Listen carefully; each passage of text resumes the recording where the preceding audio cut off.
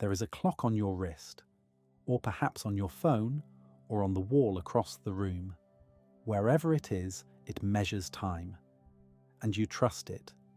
You trust that each second it counts is the same as the one before, that time moves forward at a constant, reliable pace. This seems so obvious that questioning it feels almost absurd, but here is something worth sitting with. That clock is lying to you, not through any mechanical failure, not through any design flaw. The lie is built into the fabric of reality itself. The clock on your wrist does not tick at the same rate as a clock on a mountaintop. It does not tick at the same rate as a clock in orbit. And compared to a clock near a neutron star, your clock is racing ahead at a pace that would seem almost frantic. This is not a metaphor. This is not poetic language meant to suggest something vague about the universe. This is measured. This is confirmed. This is one of the most precisely tested facts in all of physics. Time itself runs at different speeds depending on where you are in a gravitational field. And this brings us to what gravity actually does.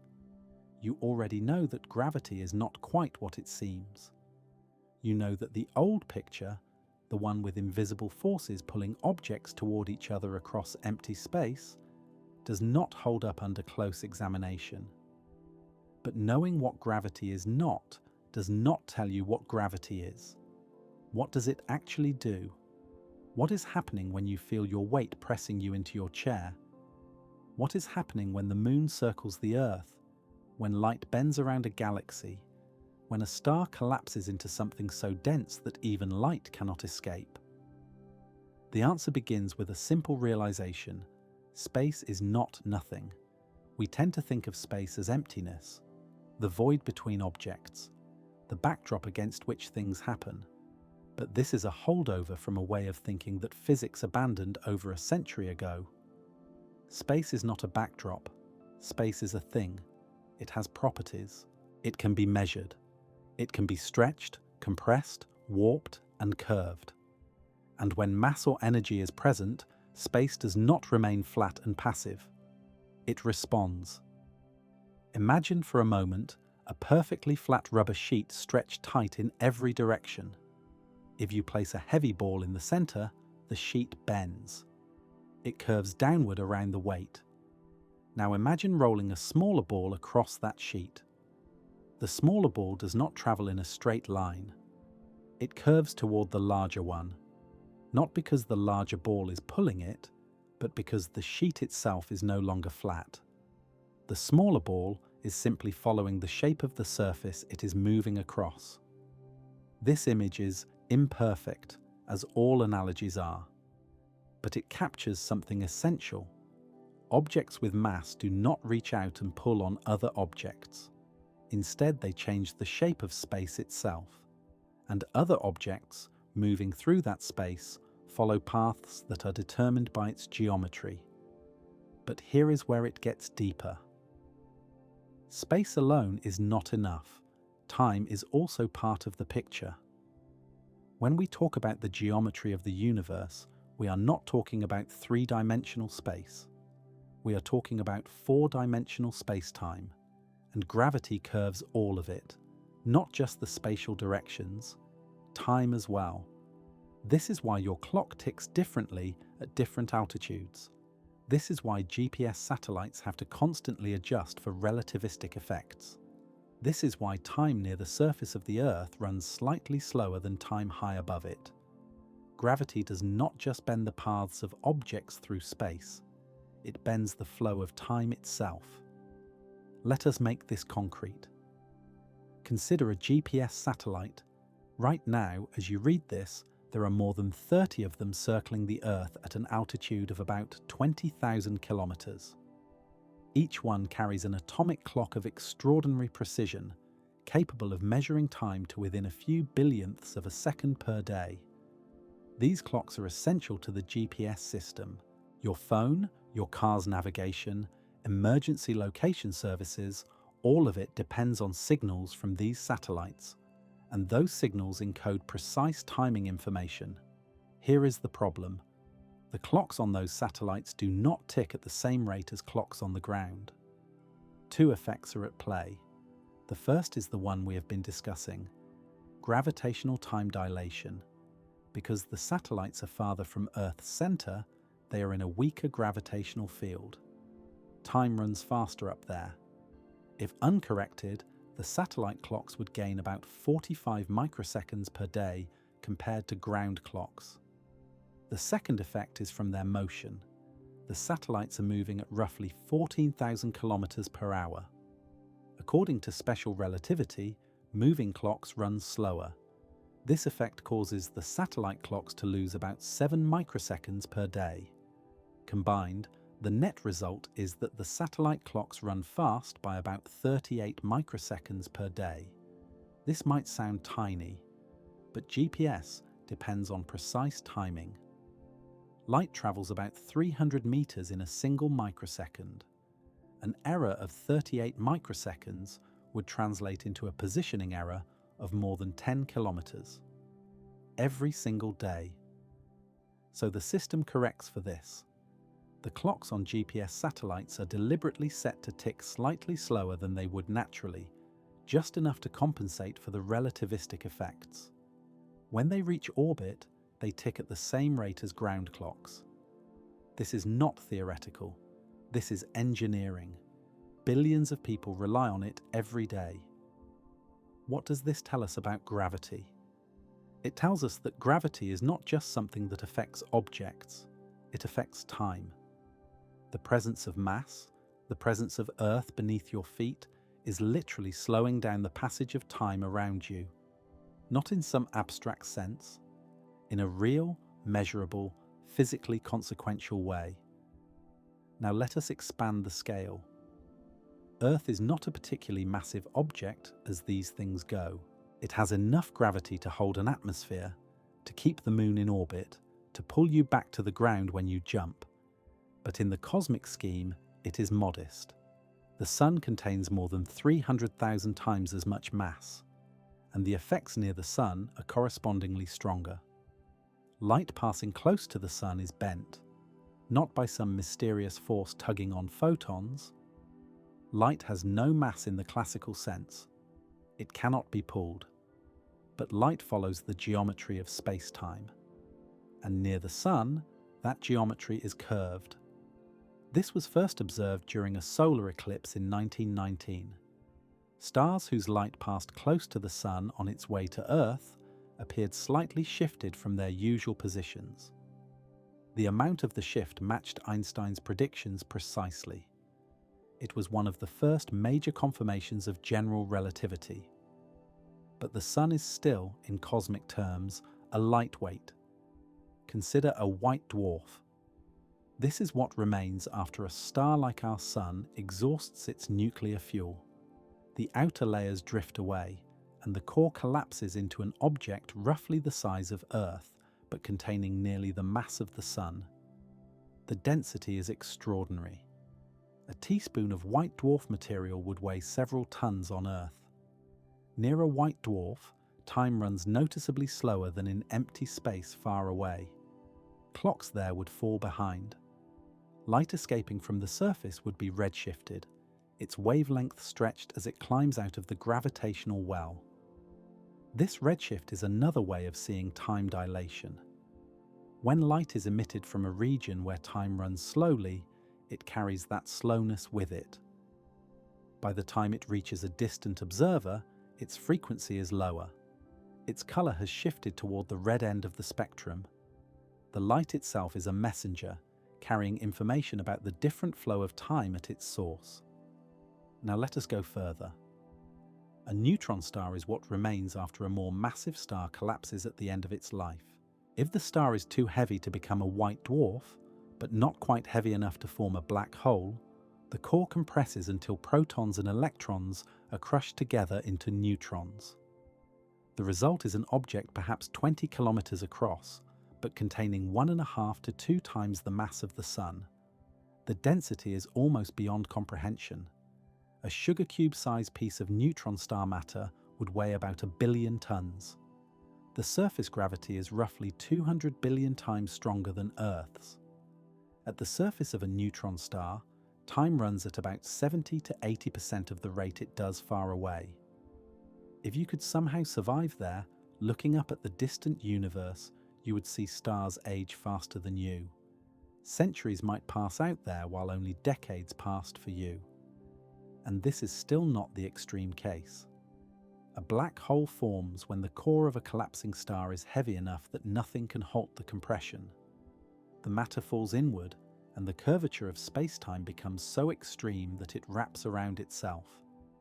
There is a boundary called the event horizon, beyond which nothing, not light, not information, not any signal whatsoever, can escape. At the event horizon of a black hole, time dilation becomes infinite. To a distant observer, time at the horizon appears to stop completely.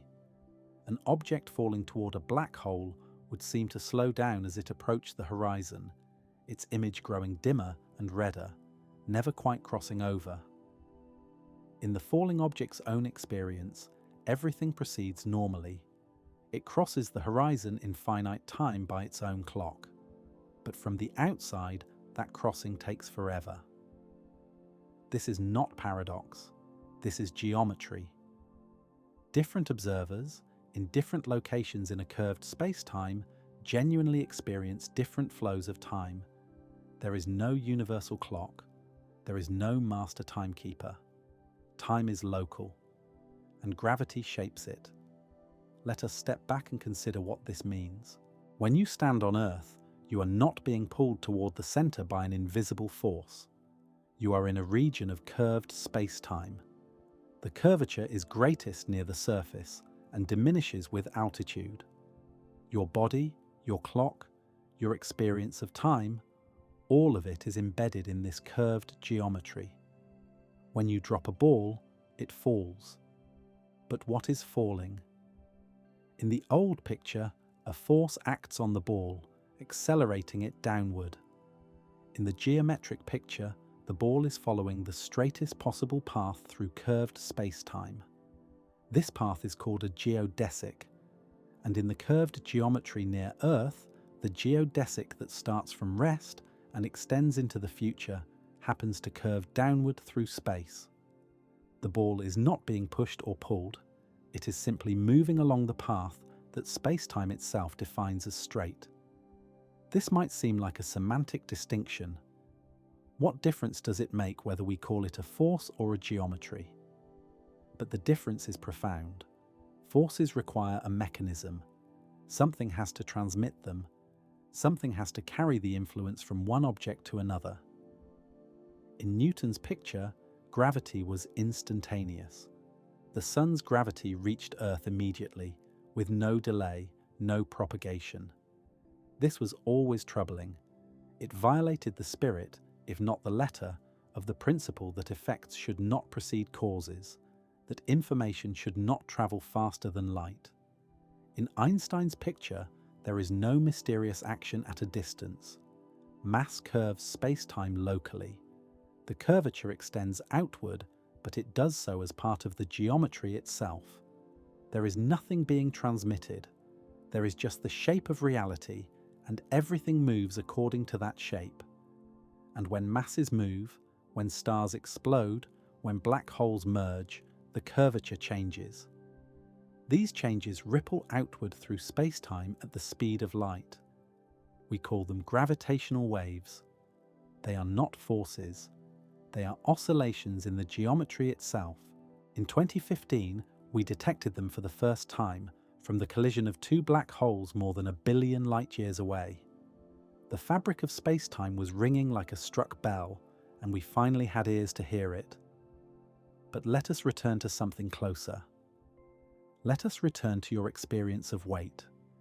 Right now, if you are sitting in a chair, you feel the chair pressing up against you. This sensation is what we call weight. It is so familiar that we rarely question it. But what is actually happening? The answer is subtle. In free fall, you feel weightless. An astronaut in orbit around Earth is continuously falling toward the planet. But because they are also moving sideways fast enough, they keep missing it. They fall around the Earth in a curved path, and inside their spacecraft, they float. They feel no weight. This is not because gravity has stopped acting. The gravitational field at the altitude of the International Space Station is only about 10% weaker than at Earth's surface. The astronauts are very much in Earth's gravity, but they do not feel it because they are in free fall. They are following a geodesic. They are moving along the straightest possible path through curved space-time, and that motion by itself produces no sensation of force.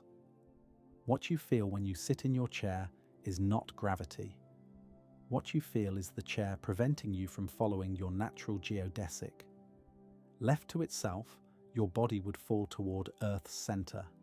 The chair blocks this. It pushes against you, accelerating you upward relative to a freely falling frame. And it is this acceleration, this deviation from free fall, that you experience as weight. This is a strange inversion. We are so accustomed to thinking of the ground as stationary that we interpret our weight as the result of gravity pulling us down. But from the geometric perspective, the ground is accelerating upward in the sense that it is constantly preventing free fall, and we feel that prevention as pressure, as weight, as the sensation of being held in place. Consider how different this is from how we usually think. An elevator accelerating upward gives you the same sensation as increased gravity. You feel heavier. An elevator in free fall gives you the same sensation as weightlessness. You feel lighter. Einstein realized that these situations are indistinguishable from the inside. This is the principle of equivalence. Gravity and acceleration produce identical local effects. And this principle was the key that unlocked general relativity. If gravity and acceleration are locally equivalent, then gravity cannot be just a force. A force is something you can detect directly. It has an objective reality that should be the same for all observers. But the sensation of gravity depends on your state of motion. In free fall, you feel none. On the ground, you feel all of it. The experience varies. The underlying reality must be something deeper. That something deeper is the geometry of space-time. Let us now consider orbits. The Moon orbits Earth. Earth orbits the Sun. The Sun orbits the center of the Milky Way. At every scale, from satellites to galaxies, objects move in curved paths around other objects. In the old picture, these orbits were maintained by a balance of forces. Gravitational attraction pulling inward, balanced by centrifugal effect pushing outward. The objects were constantly being pulled but moving sideways fast enough that they never fell. This description works for calculations. It gives the right answers. But it misses the deeper truth. An orbiting object is not being pulled. It is following a geodesic. In the curved space-time around a massive body, the straightest possible path for an object with a certain initial velocity is a curve, an ellipse, or in special cases, a circle. The object is simply moving through space-time in the most natural way possible.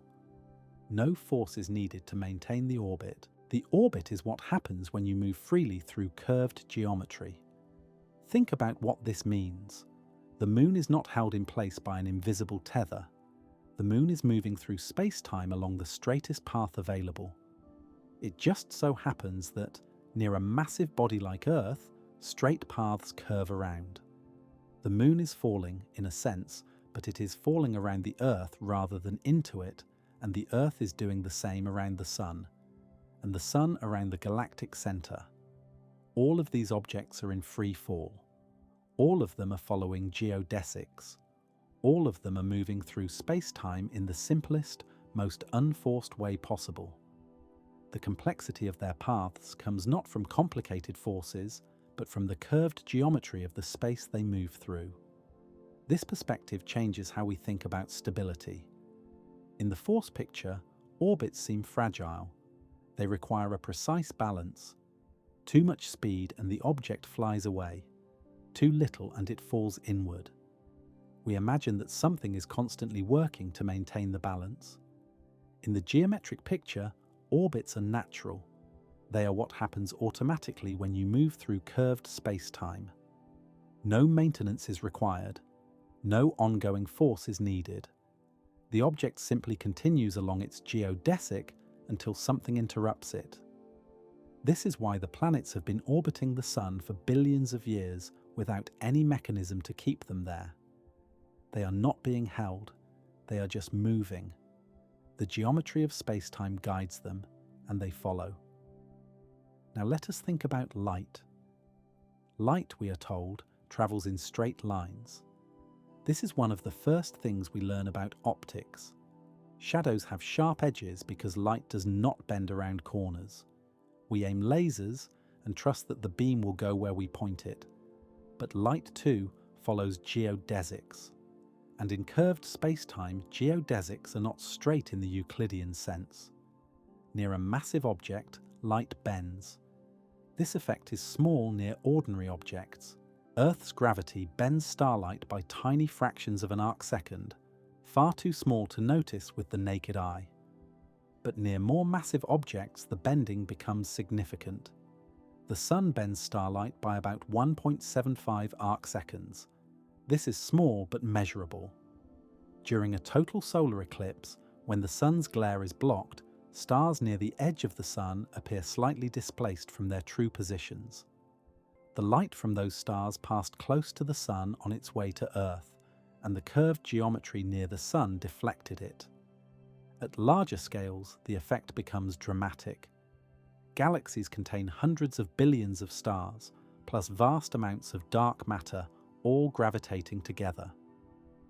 When light from an even more distant galaxy passes close to a foreground galaxy or galaxy cluster, it can be bent significantly. Multiple images of the same background galaxy can appear, distorted into arcs or rings. This phenomenon is called gravitational lensing, and it transforms galaxy clusters into natural telescopes, magnifying the light from objects far behind them. The Hubble Space Telescope and its successors have captured countless images of gravitational lensing. In some, you can see the same distant galaxy appearing 2 or 3 or 4 times, its image split and warped by the curved space-time of the foreground cluster. In others, entire arcs of light trace the geometry of the lens, stretched and magnified representations of galaxies billions of light-years away. This is not just a pretty effect, it is a tool. By studying how light is bent, astronomers can map the distribution of mass in the universe, including dark matter that we cannot see directly. The bending of light reveals the shape of space-time, and the shape of space-time reveals where mass is hiding. But there is another effect on light that is subtler, and, in some ways, more profound. When light climbs out of a gravitational well, it loses energy, not through friction or absorption, but through the very act of escaping curved space-time. The light stretches, its wavelength increases, its color shifts toward red. This gravitational redshift is directly connected to time dilation. Think of light as a kind of clock. The frequency of light, how many times it oscillates per second, is a measure of time at the source. If time runs slowly at the source, the light that leaves carries that slow rhythm with it. When it reaches a distant observer, where time runs faster, the light appears to be oscillating too slowly. Its frequency is lower. Its color is redder. This effect has been measured in laboratories on Earth. In the famous Pound-Rebka experiment, physicists measured the redshift of light traveling up a tower just 22 meters tall. The difference was tiny, a shift of about 2 parts in 10 to the 15th. But it matched the predictions precisely. Gravity was slowing time at the bottom of the tower compared to the top, and the light carried evidence of that difference. Near a neutron star, the redshift is much more significant. Light escaping from the surface has to climb out of a deep gravitational well. By the time it reaches distant observers, it has lost a substantial fraction of its energy. The originally blue or ultraviolet light from the hot surface arrives as red or even infrared radiation. Near a black hole, the effect is taken to its extreme. At the event horizon, time dilation becomes infinite.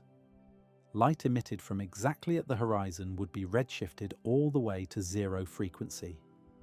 It would have infinite wavelength. In practice, it would never escape at all.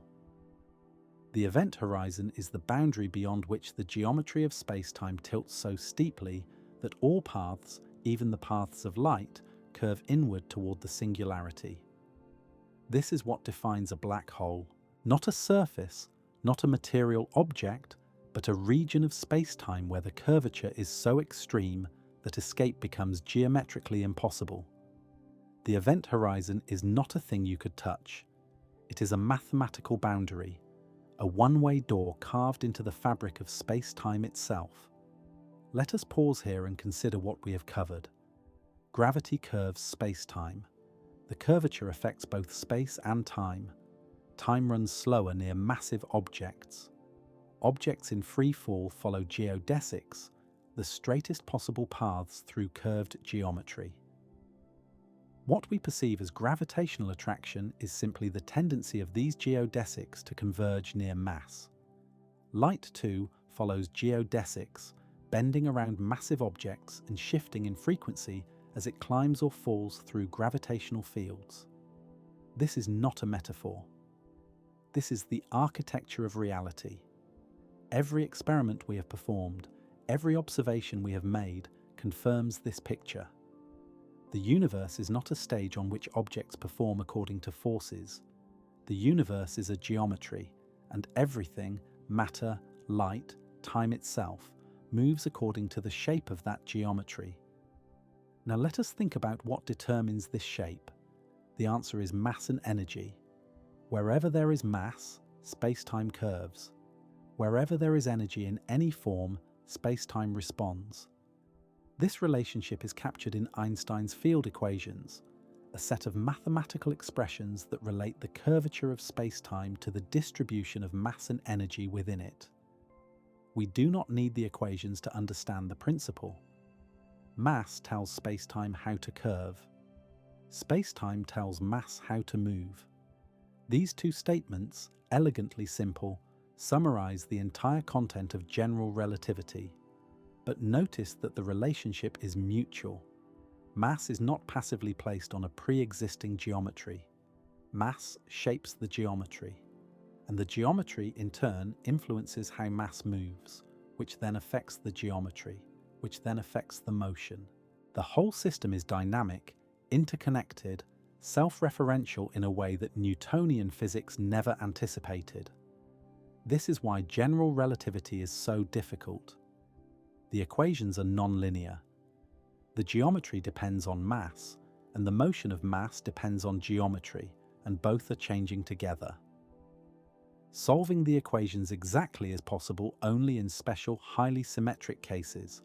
For realistic situations, we often rely on approximations or on numerical simulations run on powerful computers. And yet, despite this complexity, the underlying idea is simple. Gravity is geometry. Everything follows from that. Let us now zoom out and consider the largest scales. The universe itself has a geometry, and that geometry is shaped by everything within it, by all the galaxies, all the dark matter, all the energy in every form. When we look at the universe as a whole, we find something remarkable. On the largest scales, it appears to be very close to flat. Not curved like a sphere, not curved like a saddle, but flat, in the sense that the rules of Euclidean geometry approximately apply. Parallel lines stay parallel. The angles of a triangle add up to 180 degrees. The circumference of a circle is pi times the diameter. This is surprising. Why should the universe be flat? Why not curved in one direction or the other? The answer seems to involve something we do not fully understand. The early universe underwent a period of extremely rapid expansion called inflation. During this phase, any initial curvature was stretched out to near zero. The universe became flat, or very nearly so, regardless of its original shape. But even a flat universe is still curved locally. Galaxies and galaxy clusters create pockets of curvature. Black holes create extreme distortions. The overall flatness is an average property, a statement about the large-scale shape when you smooth over all the local bumps. Think of the surface of the Earth. On small scales, it has mountains and valleys, hills and plains. But on large scales, it is approximately spherical. The local variations do not change the global shape. Similarly, the universe can be globally flat while being locally curved by every massive object it contains. This interplay between local and global geometry is part of what makes cosmology so fascinating. The overall shape of the universe is determined by its total energy content. The local shapes are determined by where that energy is concentrated. Both aspects are manifestations of the same underlying principle. Mass-energy curves space-time. Now let us return to something more tangible. Let us consider what happens when massive objects move. In Newtonian physics, if the sun suddenly vanished, the Earth would immediately fly off in a straight line. The gravitational influence was instantaneous. But we know now that nothing can travel faster than light. So what really happens? In general relativity, changes in the gravitational field propagate at the speed of light. If the sun disappeared, the Earth would continue in its orbit for about 8 minutes, the time it takes light to travel from the sun to the Earth. Only then would the change in the geometry reach us.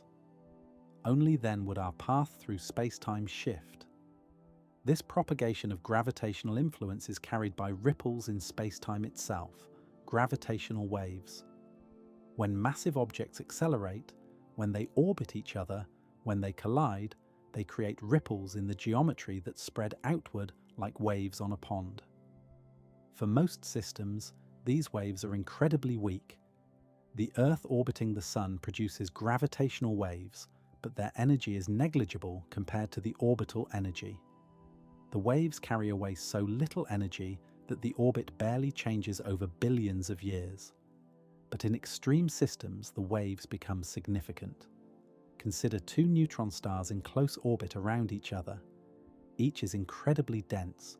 Each curves space-time dramatically. As they orbit, they create strong gravitational waves that carry away energy. The orbit shrinks. The stars spiral closer. They orbit faster. They create even stronger waves. The process accelerates. This was observed before gravitational waves were ever directly detected. In 1974, astronomers discovered a binary pulsar, 2 neutron stars orbiting each other, one of them a pulsar that we could use as a precise clock. Over the years, the orbit was observed to shrink at exactly the rate predicted by energy loss to gravitational waves. The Nobel Prize was awarded for this discovery, a confirmation of general relativity through indirect observation of gravitational radiation. But in 2015, we finally heard the waves themselves. The LIGO detectors, giant L-shaped interferometers in Louisiana and Washington State, measured the stretching and squeezing of space-time caused by the merger of 2 black holes more than 1 billion light-years away. The signal lasted only a fraction of a second. It rose in pitch as the black holes spiraled together, reaching a peak as they merged, then fading as the newly formed black hole settled into a stable state. This detection opened a new window on the universe. For the first time, we could observe gravitational phenomena directly, not through their effects on light, but through their effects on space-time itself. Since then, we have detected many more events, neutron star mergers, black hole collisions, systems that teach us about the most extreme environments in the cosmos. And all of this, every detection, every wave, is a manifestation of geometry. When mass moves, space-time ripples. When space-time ripples, it carries energy away. When the ripples reach us, They stretch and squeeze space by amounts smaller than the diameter of a proton, and our instruments, products of extraordinary human ingenuity, can measure that stretching. This is what gravity does. It shapes reality. It is not a force reaching across the void. It is the void itself, curved and dynamic, responding to everything it contains. Let us go deeper still. Consider the interior of a black hole. We cannot observe this directly. No information escapes the event horizon, but the equations of general relativity tell us what should happen. As you fall past the horizon, the geometry continues to curve inward. Space and time trade roles in a certain mathematical sense. The radial direction, which outside the horizon was a direction you could choose to move or not move, becomes time-like inside the horizon. You cannot avoid moving toward the center any more than you can avoid moving forward in time outside the horizon. Your future inevitably leads to the singularity. The singularity is a point where the curvature becomes infinite. Our equations break down there. We do not know what actually happens. Most physicists believe that a full theory of quantum gravity will resolve this, replacing the singularity with something finite but exotic. But we do not yet have that theory. What we do know is that general relativity predicts its own breakdown. This is unusual for a physical theory. It tells us where it stops being valid, and it tells us that something beyond our current understanding must exist. This is not a failure. This is a signpost. General relativity has been tested more precisely than almost any other theory in physics.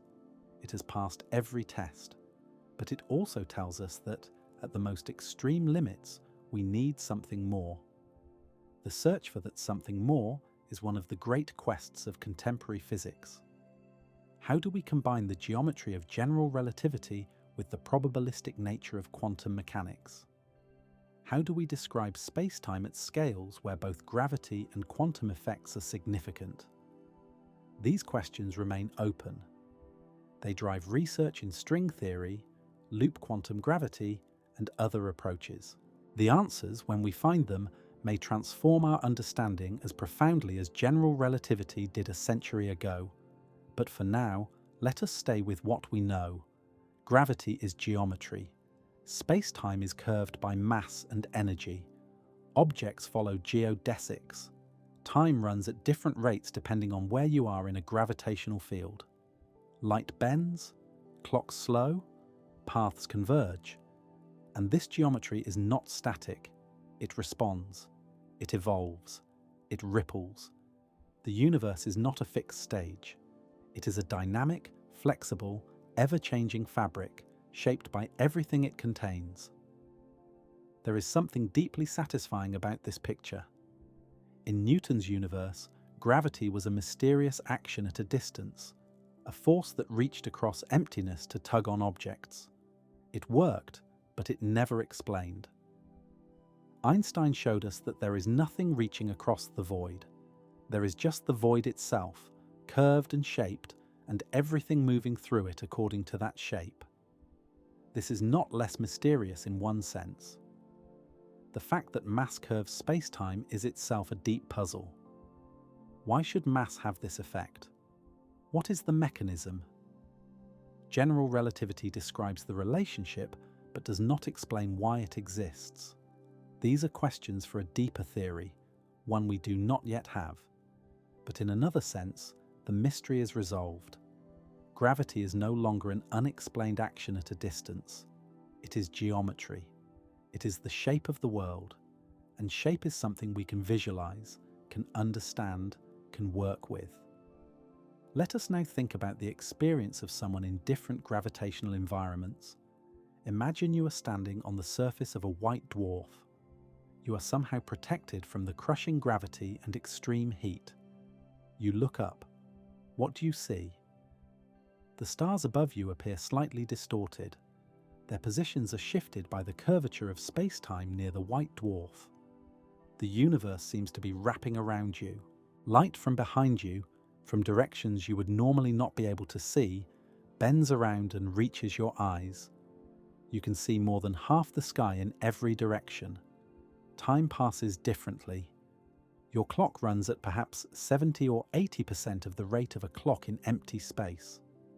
To a distant observer, you age more slowly. To you, the distant universe ages more quickly. You see stars born and die faster than they would if you were watching from afar. Now imagine you are falling into a stellar mass black hole. As you approach, the tidal forces grow intense. Gravity pulls harder on the part of you closer to the black hole than on the part farther away. If the black hole is small, these tidal forces would tear you apart before you even reach the horizon, a process dramatically called spaghettification. But let us imagine a larger black hole, one whose tidal forces at the horizon are mild enough to survive. You cross the horizon. Nothing special happens at that moment from your perspective. The horizon is not a physical barrier, it is a boundary in the causal structure of space-time. Once inside, you cannot send signals out, but you do not feel any jolt, any barrier, any change. Looking around, you see the universe contracted into a bright ring behind you. Light from the outside is being bent and focused, compressed into a smaller and smaller portion of your sky. Ahead, there is only darkness, the void toward which you are falling. Your journey to the singularity takes a finite time by your clock, but in that time, you experience space-time geometry unlike anything found elsewhere in the universe. The curvature increases without bound, and at the end, everything we understand about physics ceases to apply. This is extreme. This is the edge case. But it is not science fiction. It is the direct prediction of the best-tested theory of gravity we have.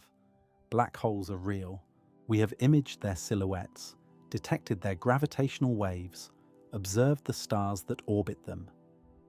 The geometry that general relativity describes is not a mathematical curiosity. It is the actual shape of space-time around real objects in the real universe. Let us step back from the extremes and consider something more everyday. Every time you climb a flight of stairs, you are moving to a region where time runs slightly faster. The difference is immeasurably small for you, a few femtoseconds over a lifetime of stair climbing.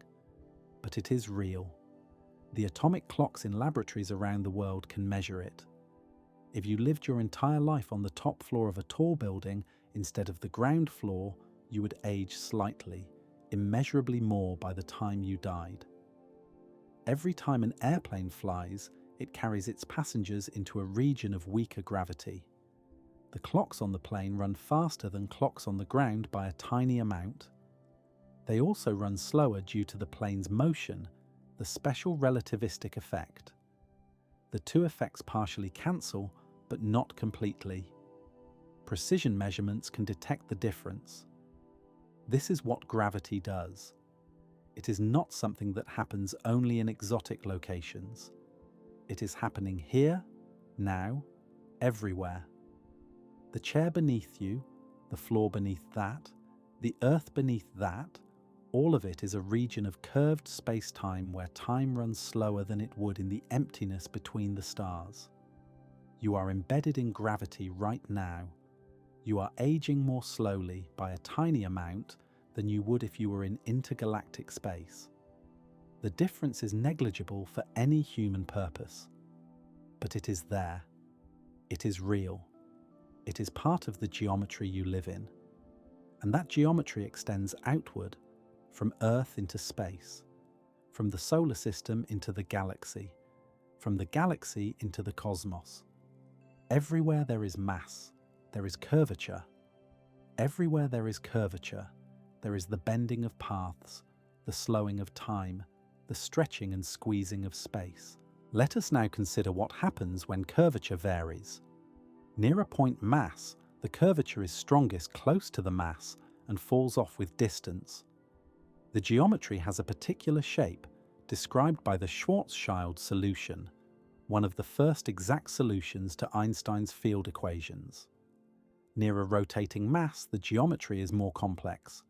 The rotation drags space-time with it, a phenomenon called frame dragging. Objects near the rotating mass are carried along, nudged in the direction of the rotation, even if they are not themselves moving through space. This effect has been measured around Earth. Our planet's rotation is slow, its mass modest, and the frame dragging effect is tiny, but it is there. The Gravity Probe B satellite, launched specifically to measure this effect, detected it at the level of 37 milliarcseconds per year. The satellite's gyroscopes, meant to point at a fixed, distant star, were dragged slightly by Earth's rotation. Near a rotating black hole, frame dragging is much more dramatic. There is a region called the ergosphere, outside the event horizon, where space-time is being dragged so intensely that nothing can remain stationary. You would be swept along by the rotating geometry, unable to resist. This is not a force. This is the motion of space-time itself. The geometry is twisting, and everything within it twists along.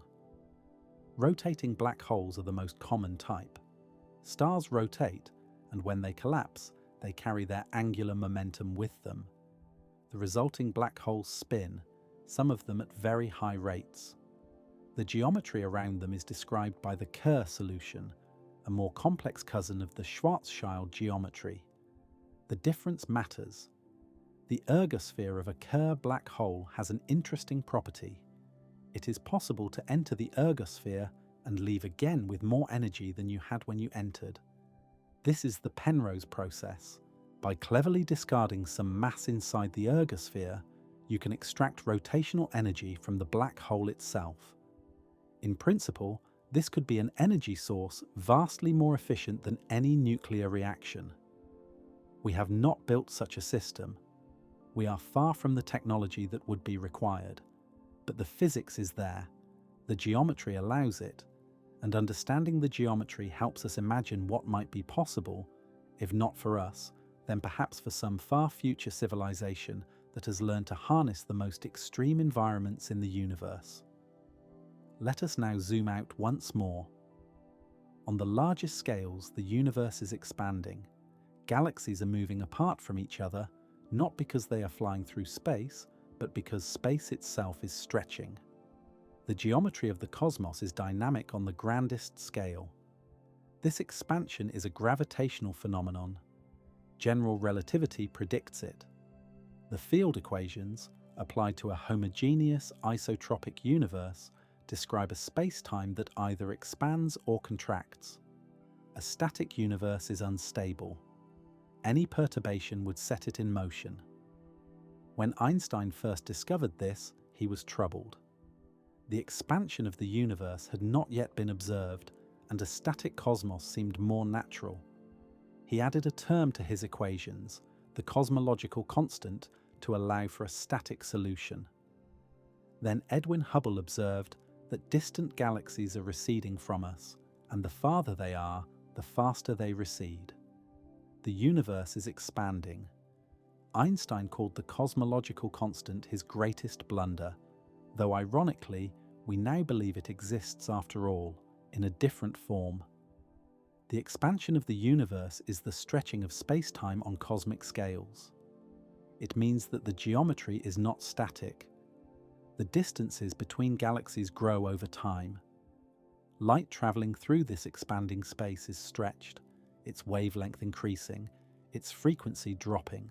This is the cosmological redshift, distinct from the gravitational redshift we discussed earlier. Both involve the stretching of light, but one is due to expansion, the other to climbing out of a gravitational well. When we look at distant galaxies, we see their light redshifted. The farther they are, the more the light has been stretched by the expansion that occurred while it was traveling.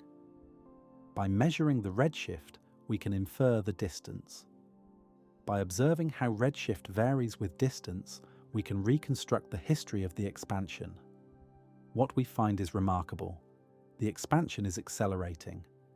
Distant galaxies are not just receding, they are receding faster as time goes on. Something is pushing the expansion, overcoming the gravitational attraction that would otherwise slow it down. We call this something dark energy. We do not know what it is. It might be the cosmological constant, a property of space-time itself. It might be a new field, a new form of energy permeating the universe. It might be a sign that our understanding of gravity on the larger scales is incomplete. The cosmological constant, if that is what it is, has a peculiar property. Its energy density does not dilute as the universe expands. Ordinary matter becomes more sparse as space stretches. Radiation is stretched even more, its energy density dropping faster. But the cosmological constant remains constant. As the universe expands, more of it appears, maintaining the same density everywhere. This has profound consequences for the far future. If the cosmological constant persists, the expansion will continue to accelerate. Distant galaxies will eventually recede faster than light, not because they are moving faster than light through space, but because the space between us is stretching faster than light can cross it. They will fade from view. In the far future, our local group of galaxies will become an island, surrounded by an ever-emptying void.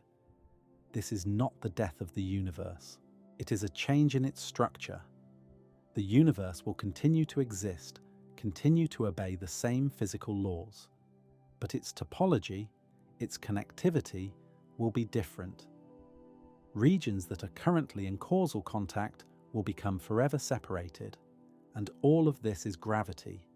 The expansion, the acceleration, the eventual isolation of distant regions, all of it follows from the geometry of space-time as described by general relativity, plus whatever dark energy turns out to be.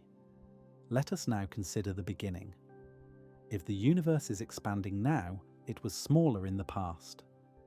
Run the clock backward and galaxies were closer together. The universe was denser, hotter, more compact. At some point it was so dense and hot that atoms could not exist. Earlier still, even protons and neutrons could not survive. Earlier still, the fundamental forces may have been unified into a single interaction. This backward extrapolation leads us to the Big Bang, a moment when the universe was infinitely dense and infinitely hot according to classical general relativity. Like the singularity inside a black hole, this is a point where the equations break down. We do not know what actually happened at the very beginning. We need a theory of quantum gravity to describe conditions so extreme, but we can describe what happened shortly after. Fractions of a second after whatever the Big Bang was, the universe was a hot, dense soup of elementary particles. It was expanding and cooling. As it cooled, structures began to form. Protons and neutrons combined into light nuclei. Eventually, electrons joined them to make atoms. Light, previously scattered by the dense plasma, could now travel freely across the cosmos. That light is still traveling. It has been stretched by the expansion of the universe for nearly 14 billion years. It now fills space as a faint glow of microwave radiation, the cosmic microwave background. We have mapped it in extraordinary detail. Its tiny variations tell us about the conditions in the early universe, the seeds that would eventually grow into galaxies and clusters. The geometry of that early universe was slightly lumpy. Tiny quantum fluctuations, stretched by inflation, created regions that were very slightly denser than average and regions that were very slightly less dense. These variations, initially minuscule, were amplified by gravity over billions of years. Dense regions attracted more matter, becoming denser still. Less dense regions lost matter, becoming emptier. Eventually, the structures we see today, galaxies, clusters, filaments, voids, emerged from those initial fluctuations. This is gravity shaping the universe. The geometry of space-time, determined by the distribution of mass and energy, guided the evolution of structure across cosmic time. The clusters of galaxies we see today, are the descendants of slight overdensities in the primordial plasma. The voids between them are the descendants of slight underdensities. Everything we observe is the result of gravity sculpting the cosmos over billions of years. And that sculpting continues. Galaxies collide and merge. Galaxy clusters grow. The cosmic web of filaments and walls evolves. On scales large enough, the universe appears smooth. On smaller scales, it is a complex dynamic tapestry shaped entirely by the geometry of space-time. Let us now return finally to you.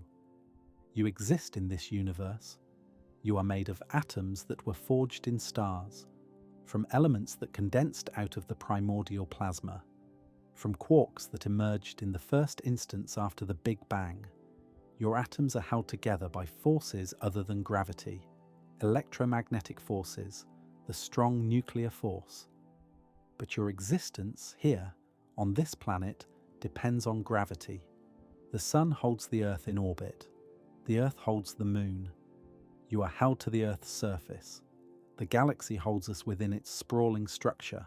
Gravity has shaped everything about your environment, your planet, your star, your home in the cosmos. And right now, at this moment, the geometry of space-time is affecting you. Time is passing for you at a rate determined by your position in Earth's gravitational field. If you move, if you accelerate, if you climb or descend, that rate changes. The effect is tiny but real. You are embedded in gravity, not pulled by it from afar. Embedded in it like a fish in water, like a note in a melody. Gravity is not something that happens to you. It is part of the context in which you happen. This is a profound shift in perspective. For most of human history, we thought of gravity as a force, something external, something that reaches out and grabs. Now we understand it as geometry, something internal, something we live in. The universe is not a collection of objects moving through empty space under the influence of forces. The universe is a geometry, shaped by its own contents, and everything that exists is part of that geometry, moving along the paths it defines. When you look up at the night sky, you are looking through curved space-time. The light from distant stars has travelled to you along geodesics, bending slightly as it passed by intervening masses, red shifting as it climbed out of gravitational wells, blue shifting as it fell into others. The image you see is not a flat projection on a celestial sphere. It is a complex, distorted map of a curved cosmos. When you feel the weight of your body, you are experiencing the geometry of space-time near Earth's surface. The ground is accelerating you, preventing you from falling freely, and you feel that prevention as pressure, as weight, as the familiar sensation of standing in a gravitational field. When you watch the moon rise, you are watching an object following a geodesic around Earth. It is not being pulled. It is moving naturally through curved space-time, its path determined by the geometry, its position advancing along that path night after night. And when you contemplate the vast stretches of the cosmos, the billions of galaxies, the unimaginable distances, the long history of cosmic evolution, you are contemplating a geometry, a single, continuous, dynamic geometry that extends from the subatomic to the cosmic, from the beginning of time to the distant future. This is what gravity does. It curves space-time, it slows time, it bends paths, it shapes the universe. It is not a force, it is the architecture of reality. And we live within that architecture. We are part of it, we move through it, experience it, are shaped by it. The very act of reading this, of thinking, of existing in time, is embedded in the gravitational geometry of the cosmos. There is something calming in this realization. The universe is not a chaos of forces and accidents. It is a geometry, an elegant, beautiful, mathematically precise geometry. Every object follows its path because that path is the straightest path through a curved space. Every clock ticks at its own rate because time itself varies from place to place. Every beam of light bends and shifts because it is traveling through a shaped medium. We are part of this. We always have been, but now we understand it. And understanding changes everything. The next time you feel the pull of gravity, remember, nothing is pulling you. You are in a region of curved space-time. The floor is accelerating you, preventing your natural fall. What you feel is not attraction, but resistance, the floor pushing back against your geodesic. The next time you watch the stars, remember, their light has traveled to you through a curved cosmos. It has been bent and stretched by the geometry of everything it passed. The image you see is a message carried through curved space-time, a record of distant events encoded in the paths of photons. The next time you think about time, remember, it is not uniform. It runs at different rates in different places. Your clock is not measuring an absolute flow. It is measuring the local passage of time in your particular patch of curved space-time. Somewhere else, clocks tick differently, and both are correct. This is what gravity actually does to space and time. It makes space a thing, a curved, dynamic thing that responds to mass and energy. It makes time local, variable, dependent on where you are and how you move. It transforms the universe from a stage into a participant, from a backdrop into an actor. Gravity is not something that happens in the universe. Gravity is the shape of the universe. And you, right now, are part of that shape. The geometry surrounds you. It holds you. It carries you through time. It defines your path through the cosmos. Not as a constraint, not as a prison, but as a home. You are at home in curved space-time. This is where you have always been. This is where everything has always been.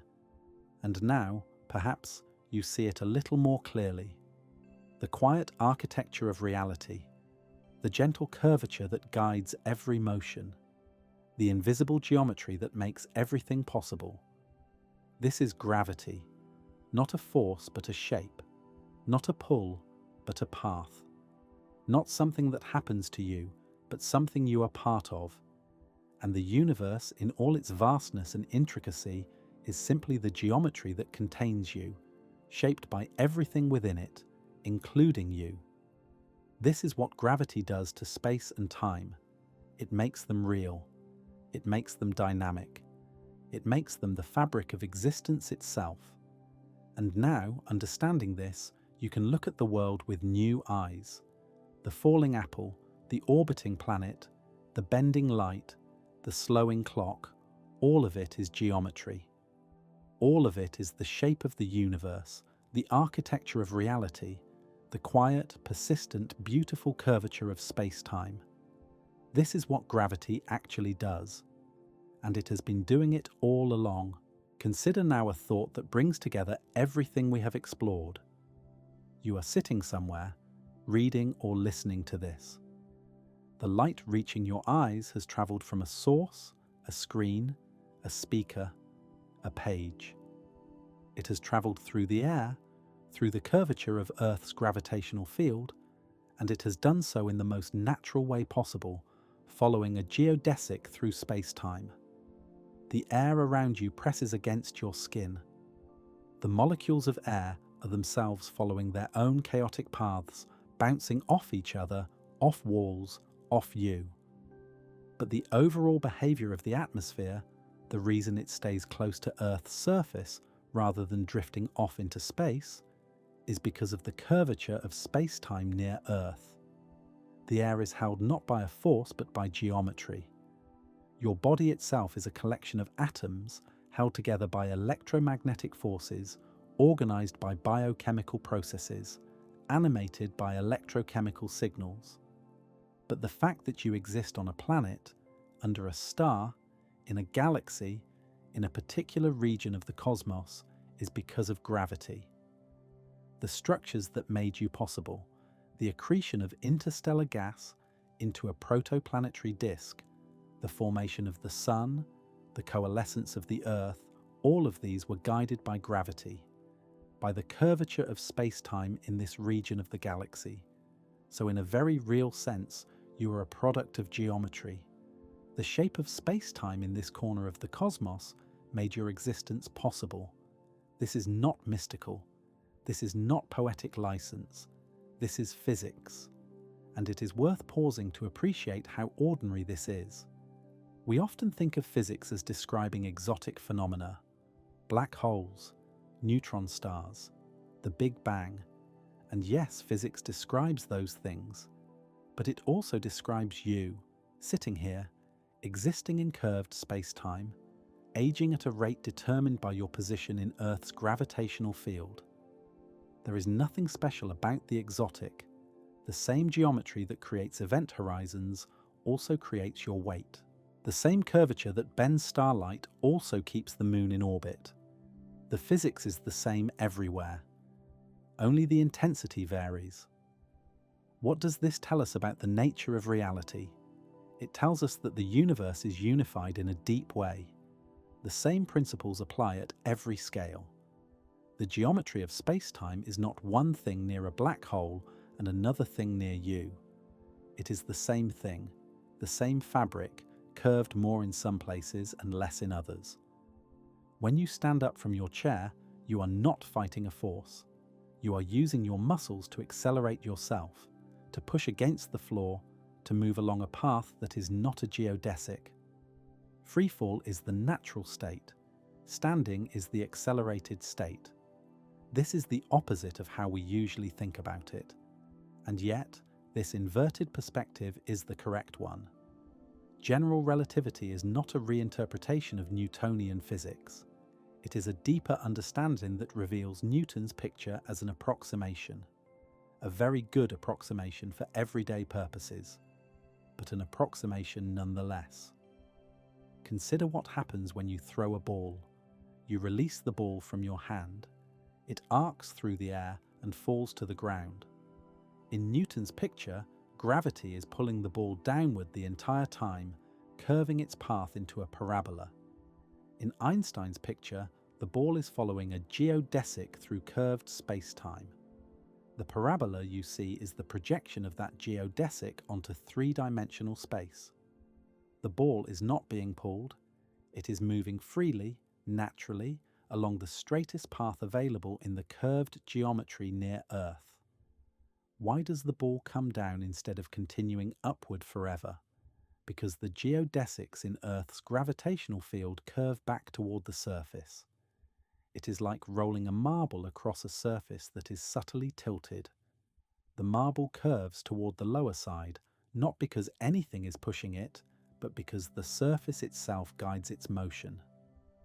The analogy is imperfect. Space is not a surface. Gravity is not a tilt, but the principle is the same. Geometry determines motion, and the geometry near Earth is curved in such a way that freely moving objects curve toward the center. This is true for everything. The air in your lungs, the blood in your veins, the water in the oceans. All of it is held to the Earth not by an invisible force reaching up and grabbing it, but by the shape of space-time itself. Let us think about what up means in this context. We use the word up to mean away from the Earth's center. Down means toward it. But these directions are defined by gravity. In orbit, there is no preferred up or down. In interstellar space, far from any massive body, up and down lose their meaning entirely. What we call up is really the direction opposite to the local gravitational field. It is the direction in which you would have to accelerate to stay still. The direction the floor pushes you, the direction opposite to free fall. This is another way of seeing that gravity defines our experience of space. Not just time, but the very orientation of our world is shaped by the curvature of space-time around us. Think about what it would be like to live on a different planet. Mars has about 38% of Earth's surface gravity. A person who weighs 100 kilograms on Earth would weigh only 38 kilograms on Mars. They would feel lighter, They could jump higher. Their muscles, evolved for Earth's gravity, would be overpowered for the Martian environment. But what is really different? The curvature of space-time near Mars's surface is less pronounced than near Earth's. Time runs slightly faster there. Geodesics curve less steeply. The geometry is flatter. A person on Mars is in a different gravitational environment, not a different set of laws. The same laws applied to a different geometry. Now imagine a planet more massive than Earth, a super-Earth with twice the surface gravity. Everything would feel heavier, movement would be harder. But again, the physics would be the same. Only the intensity of the curvature would differ. This consistency is one of the most remarkable features of general relativity. It applies everywhere, at every scale, in every environment. The field equations are the same on Earth as they are near a black hole. What changes is the solution, the specific shape of space-time determined by the local distribution of mass and energy. Let us return to time. We have discussed time dilation at length. Clocks run slower in stronger gravitational fields. This is measured, confirmed, built into our technology. But there is something else worth considering. What does it feel like? The answer, surprisingly, is nothing. You do not feel time dilation. You cannot perceive it directly.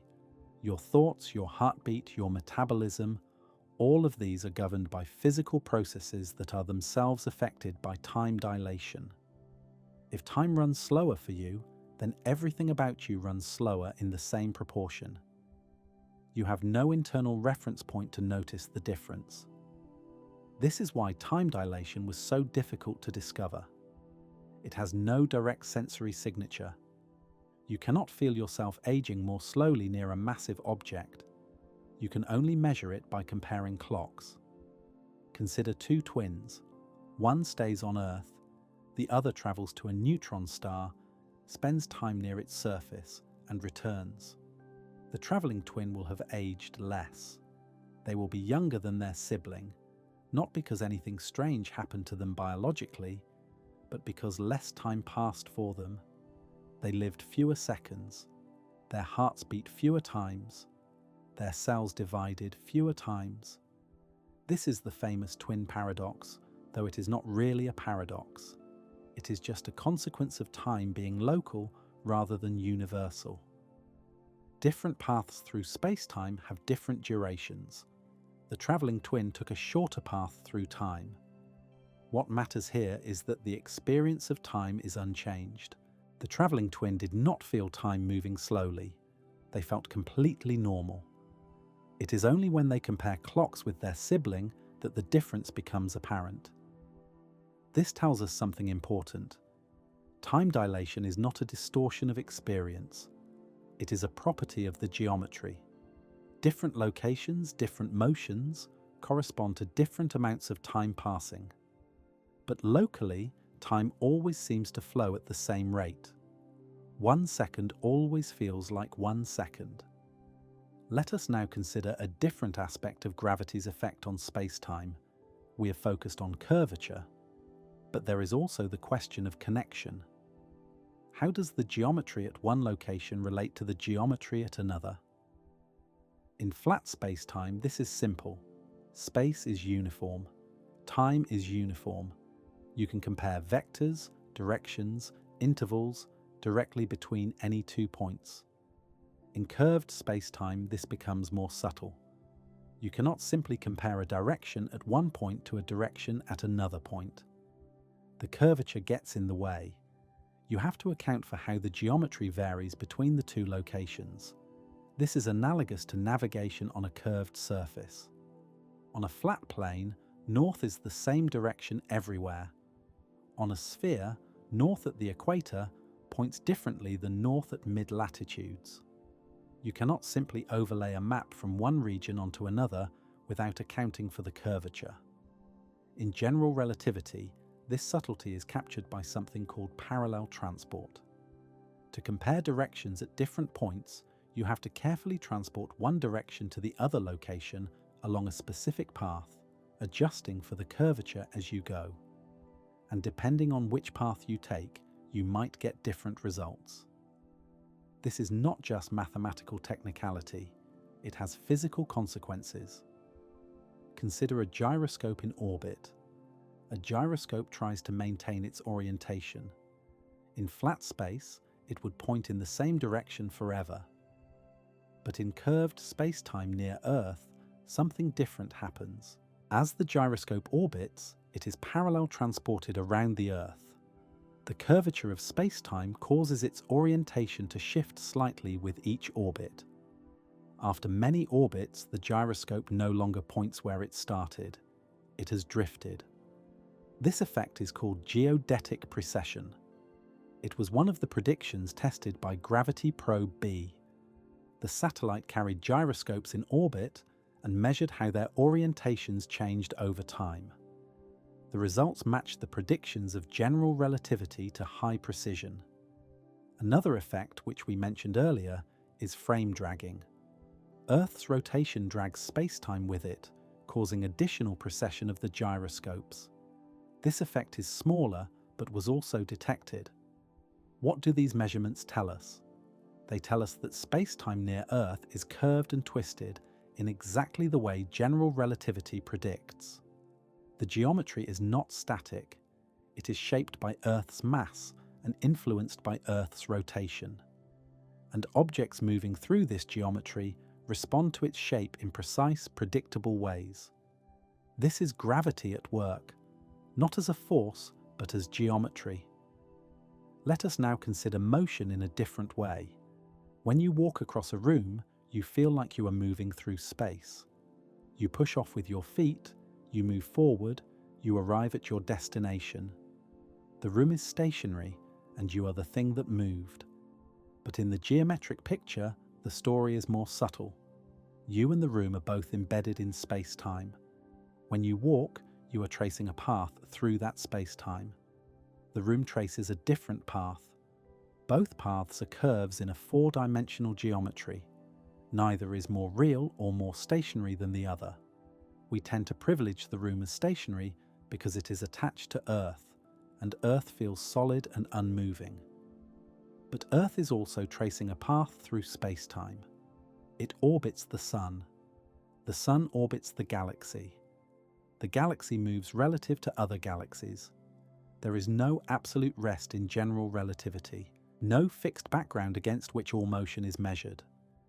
There are only different paths through space-time, different geodesics, different world lines. What you experience as walking across a room is really the comparison of two world lines, yours and the room's. The fact that you feel you are moving and the room is stationary is a consequence of your reference frame, not an absolute truth about reality. This is a profound shift from the Newtonian worldview. In Newton's universe, there was absolute space. Objects moved through it, and their motion was objective, measurable against the fixed background. In Einstein's universe, there is no fixed background. There is only space-time, curved and dynamic, and everything is embedded in it. But do not let this relativity of motion obscure a deeper truth. While there is no absolute rest, there are absolute geometric facts. The length of a world line through space-time is invariant. Different observers might disagree about space and time separately, but they agree about the space-time interval. This is what gives the theory its name, relativity. Not because everything is relative, but because there are quantities that remain the same for all observers. The proper time along a world line is one such quantity. It is the time measured by a clock travelling along that world line. Different observers might measure different coordinate times for the same events, but they all agree on the proper time. This is why the twin paradox has a definite answer. The twin who travelled to the neutron star and back has a shorter world line through space-time. Not shorter in space, but shorter in the four-dimensional sense that combines space and time. The proper time along their world line is less. This is a geometric fact, not dependent on perspective. Let us now think about the relationship between gravity and inertia. Inertia is the tendency of objects to resist acceleration. It takes force to speed something up, slow it down, or change its direction. The more massive an object, the more force is required. This is Newton's second law. But in general relativity, inertia and gravity are deeply connected. The mass that resists acceleration, what we call inertial mass, is precisely equal to the mass that generates and responds to gravitational fields, what we call gravitational mass. This equality is not explained by Newtonian physics. It is just an observed fact, a coincidence that must be built into the theory by hand. In general relativity, this equality is not a coincidence. It is a consequence of the principle of equivalence. Because gravity and acceleration are locally indistinguishable, the mass that resists acceleration must be the same as the mass that responds to gravity. Otherwise, you could distinguish gravity from acceleration by how objects of different compositions behave. This equality has been tested to extraordinary precision. Experiments show that the inertial and gravitational masses are equal to better than 1 part in a trillion. If there were any difference, however small, it would violate the principle of equivalence and undermine the entire structure of general relativity. The equality holds. And this tells us that gravity is indeed geometry. An object in a gravitational field accelerates at the same rate regardless of its composition, because it is not being accelerated at all. It is following a geodesic. Different objects, regardless of their mass, follow the same geodesics because the geodesics are properties of space-time, not of the objects. This is why a feather and a hammer fall at the same rate in a vacuum, not because the forces on them are carefully balanced, but because both are following the same geodesic. No force is acting on either. They are both in free fall. The Apollo 15 astronauts demonstrated this on the Moon. Commander David Scott dropped a hammer and a feather simultaneously. Without air resistance, they fell together, hitting the ground at the same instant. This is the equivalence principle in action, and it is a direct consequence of gravity being geometry rather than force. Let us now consider something that seems paradoxical but is not. If gravity is not a force, why do you feel heavy? We have touched on this, but it is worth exploring more carefully. When you stand on the ground, you feel the ground pressing against your feet. You feel your body weight pushing down. This sensation is vivid, undeniable. How can we say that no gravitational force is acting on you? The answer lies in recognizing what is actually happening. In free fall, you feel weightless. This is the natural state according to general relativity. A freely falling object follows a geodesic, the straightest path through curved space-time. No force is required to maintain this motion. It is the default. When you stand on the ground, you are not in free fall. The ground is blocking your natural trajectory. It is pushing against you, accelerating you upward relative to a freely falling frame. And it is this acceleration, this deviation from geodesic motion, that you feel as weight, so your weight is not the feeling of gravity pulling you down. It is the feeling of the ground pushing you up. The sensation is caused by the floor's resistance, not by gravity's pull. This is counterintuitive. We are so used to thinking of the ground as stationary and ourselves as being pulled toward it. But in the geometric picture, the ground is accelerating. In what sense? In the sense that it is preventing free fall. It is constantly exerting a force on you to keep you from following your natural geodesic. Here is another way to see this. Imagine you are in an elevator in deep space, far from any gravitational source. The elevator is accelerating upward. You feel the floor pressing against your feet. You feel weight. This situation is, locally, indistinguishable from standing on Earth's surface. Now imagine the elevator's cable snaps. It is now in free fall, or in space, simply drifting without acceleration. You feel weightless. You float. This situation is, locally, indistinguishable from being in orbit around Earth. The equivalence principle tells us that gravity and acceleration are interchangeable in their local effects. What you feel as weight is not gravity itself, but the resistance to free fall. In free fall, you feel nothing, whether you are in space or falling toward Earth. On the ground, you feel weight, whether you are in a gravitational field or in an accelerating rocket. This is not a semantic trick. It reflects a deep truth about the nature of gravity.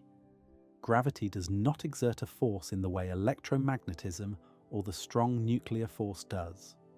Gravity shapes the geometry of space-time, and objects respond by following geodesics. The forces you feel are the forces that prevent geodesic motion. Let us consider how this affects our understanding of orbits.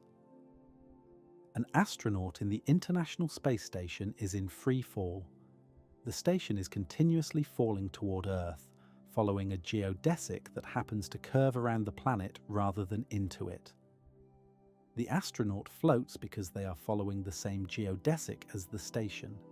There is no relative acceleration between them. From the astronaut's perspective, they are weightless. They feel no gravity. They can float across the cabin, flip, tumble, or spin with no sense of up or down. And yet, they are very much in Earth's gravitational field. The field strength at their altitude is only about 10% less than at the surface. The astronaut is not escaping gravity. They are immersed in it, but they do not feel it because they are in free fall. This reveals something important. The sensation of gravity, the feeling of weight, is not directly related to the strength of the gravitational field. It is related to whether you are in free fall or not. An astronaut in orbit feels no weight despite being in a strong field. A person standing on the ground feels significant weight even though the field is only marginally stronger. What matters is the geodesic. Are you following it or are you deviating from it? If you are following it, you feel nothing. If you are deviating, you feel the force of whatever is causing the deviation. This is a clean, elegant picture. It replaces the confusing notion of a force that somehow reaches across space to pull on objects with a simple geometric principle. Objects follow geodesics. Geodesics are determined by the curvature of space-time. Curvature is determined by the distribution of mass and energy. Everything follows from this. Let us now extend our view to larger scales. We have talked about Earth, about satellites, about neutron stars, but gravity shapes the universe at every scale. A galaxy is a collection of stars, gas, dust, and dark matter, all held together by gravity, not by a force pulling them toward a central point, but by the collective curvature of space-time created by all the mass. A typical spiral galaxy like the Milky Way contains hundreds of billions of stars. The space-time inside and around the galaxy is curved by all of this mass. Stars orbit the galactic center, following geodesics through this curved geometry. The spiral arms, the bulge, the halo, all are structures shaped by gravity. When galaxies interact, their spacetimes merge. Two galaxies passing close to each other distort each other's geometry. Stars can be flung out, captured, or redirected. The galaxies themselves can merge, their combined mass creating a new, larger curvature. This is happening all around us. The Milky Way and the Andromeda Galaxy are approaching each other. In about 4 billion years, they will begin to merge. Their spacetimes will combine. New structures will form. None of this requires forces in the Newtonian sense. It is all geometry. Mass curves space-time. Space-time guides motion. Motion redistributes mass. The curvature changes. The dance continues. And all of this proceeds according to the same equations. The same physics that describes an apple falling from a tree describes the merger of galaxies. The scale is different. The numbers are different.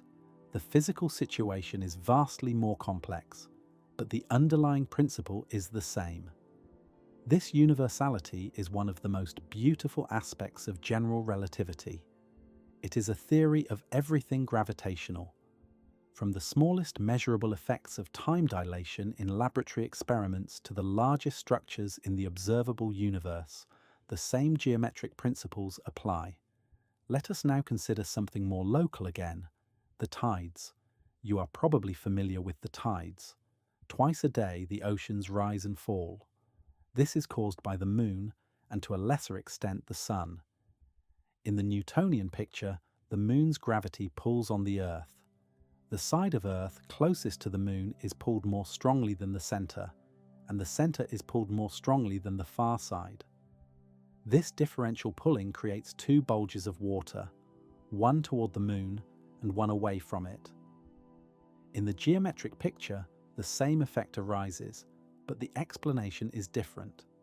The curvature of space-time near the moon is not uniform. It is stronger on the near side of Earth than on the far side. Objects on the near side are falling toward the moon faster than objects on the far side. As Earth falls through this non-uniform field, the near side pulls ahead slightly and the far side lags behind. This differential motion stretches Earth slightly, creating the tidal bulges. The effect is called tidal force, though in the geometric picture it is really the result of geodesics diverging. Nearby geodesics in a curved space-time do not stay parallel. They converge or diverge depending on the curvature. This is what causes tides. You can visualize this by imagining two objects falling freely toward a massive body. They start side by side. As they fall, they do not stay parallel. The one slightly closer falls faster. The one farther falls slower. They drift apart. This is not because a force is acting differently on them. It is because the geodesics they are following are not parallel.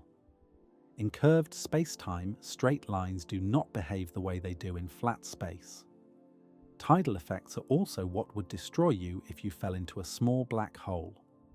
The curvature near the event horizon of a stellar mass black hole is so extreme that your head and feet would follow diverging geodesics. The stretching would be fatal long before you reached the horizon.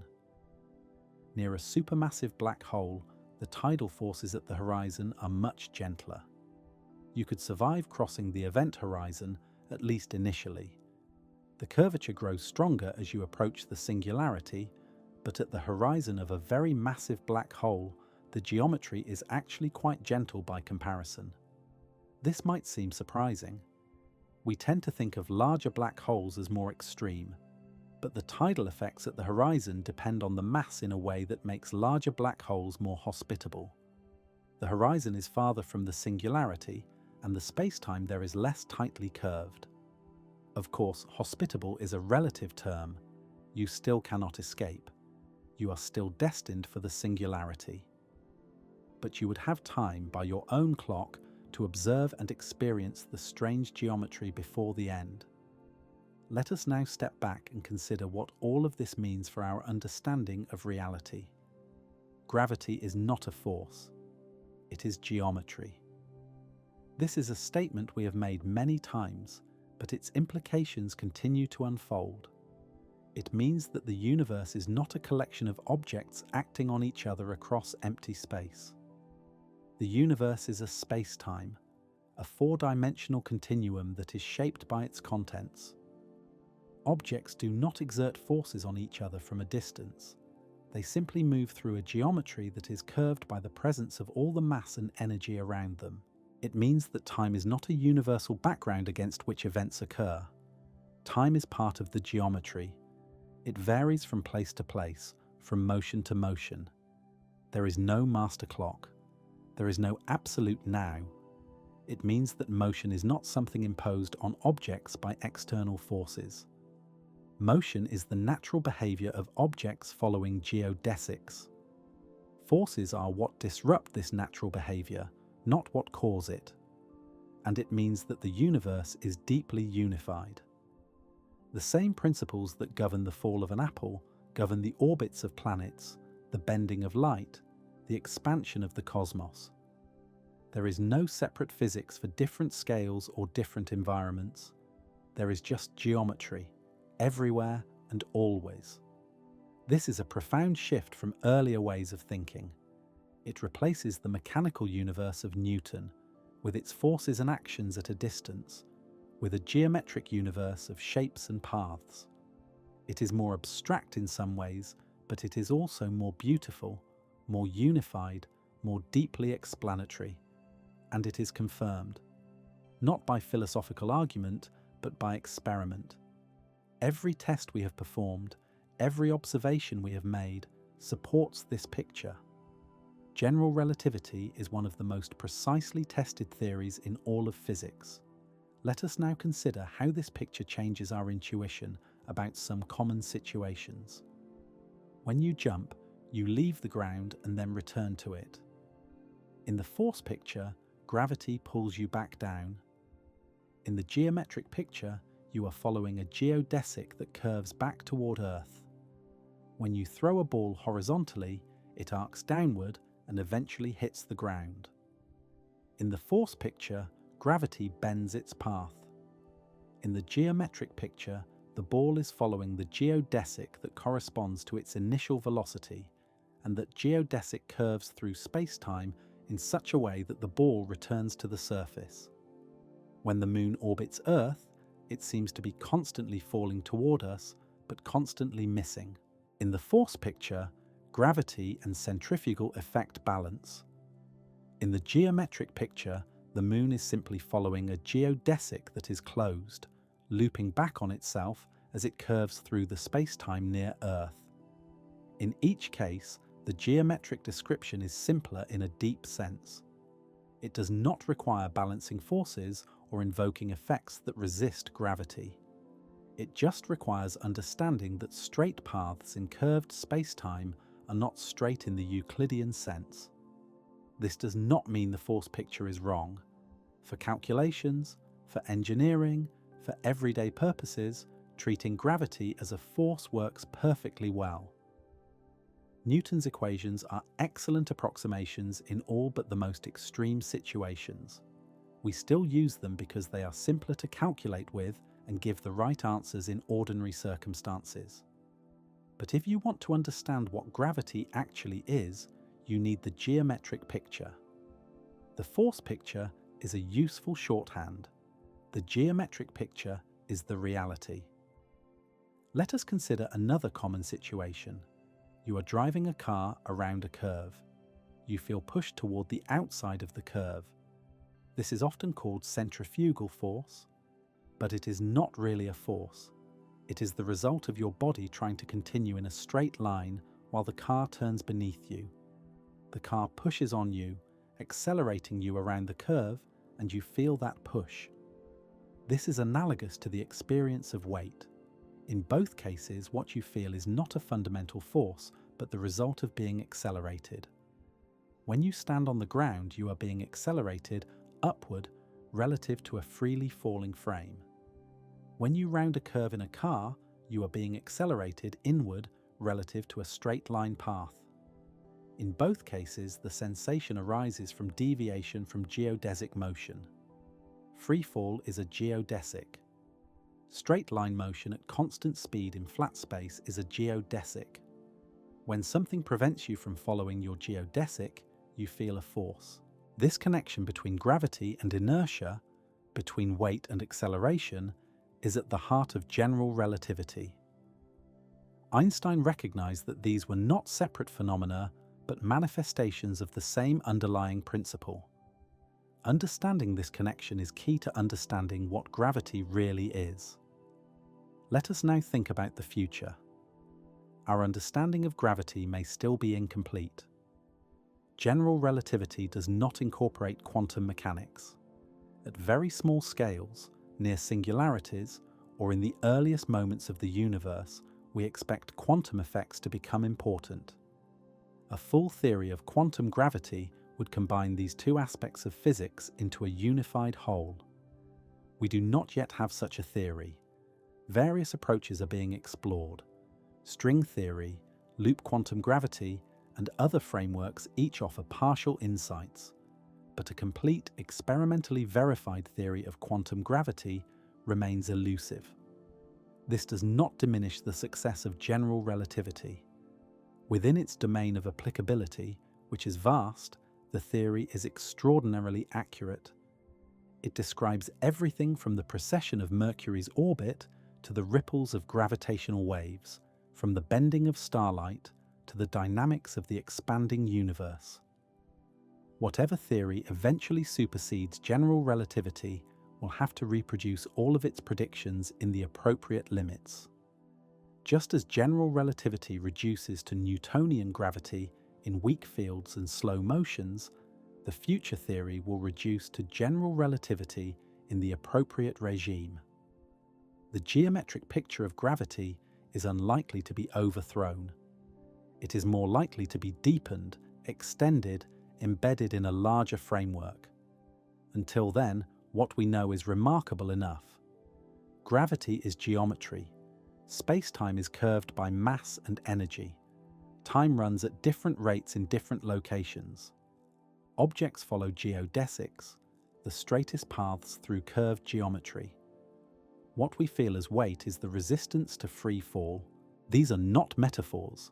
They are descriptions of how the universe actually works. They are confirmed by every experiment, every observation, every measurement we have made. Let us return one final time to your immediate experience. You are somewhere right now, existing in time and space. The geometry of space-time surrounds you. It is shaped by the Earth beneath you, by the Sun 93 million miles away, by the galaxy in which your solar system resides, by the entire distribution of mass and energy in the observable universe. Time is passing for you at a specific rate, determined by your location in this curved geometry. Your clock, your heartbeat, your thoughts, all are proceeding at a pace set by the curvature of space-time where you are. You feel your weight as the ground pushes against you, preventing your natural free fall. This sensation is so familiar that you rarely notice it, but it is a direct experience of the geometry of space-time mediated through the physical contact between your body and the ground. When you move, you trace a path through space-time. That path is your world line. It extends from your past, through your present, into your future. Every choice you make, every motion, every pause, adds to this world line, this thread through the four-dimensional fabric of reality. And the shape of that fabric, the curvature of that geometry, is gravity. Not a force reaching out to grab you, not an invisible influence traveling across the void. Just the shape of reality, curved and dynamic, responding to everything it contains. This is what gravity actually does to space and time. It bends them, twists them, slows them down, and speeds them up. It determines the paths of planets and the rates of clocks. It guides light and shapes the cosmos. And all of this follows from a simple principle. Mass tells space-time how to curve. Space-time tells mass how to move. This is Einstein's great insight. This is the heart of general relativity. This is the deepest understanding of gravity that we currently possess. It is not complete. There are questions it does not answer. There are regimes where it breaks down. But within its vast domain, it is a triumph of human understanding. A glimpse into the architecture of the universe. You are part of that architecture, right now, reading or listening to these words, embedded in curved space-time, moving through geometry, aging at a rate determined by curvature. There is nothing mystical about this, nothing supernatural, just physics, just the way the universe happens to work. But it is still remarkable, still worthy of wonder, still, in its own way, beautiful. The universe is a geometry. and you are moving through it moment by moment, following your path through the curved fabric of reality. This is gravity. This is space-time. This is the quiet architecture of everything that exists. And now, understanding it a little better, you can appreciate the elegance of it, the simplicity underlying the complexity, the unity behind the diversity, the geometry beneath the motion. Every falling leaf, every orbiting planet, every beam of light bending around a galaxy, it is all the same physics, the same geometry, the same deep principle manifesting in countless forms. Gravity is not a force, it is the shape of reality, and you are immersed in it, carried by it, shaped by it, every moment of your existence. Let us consider now what it means for something to be straight in this curved universe. We use the word straight in everyday life without much thought.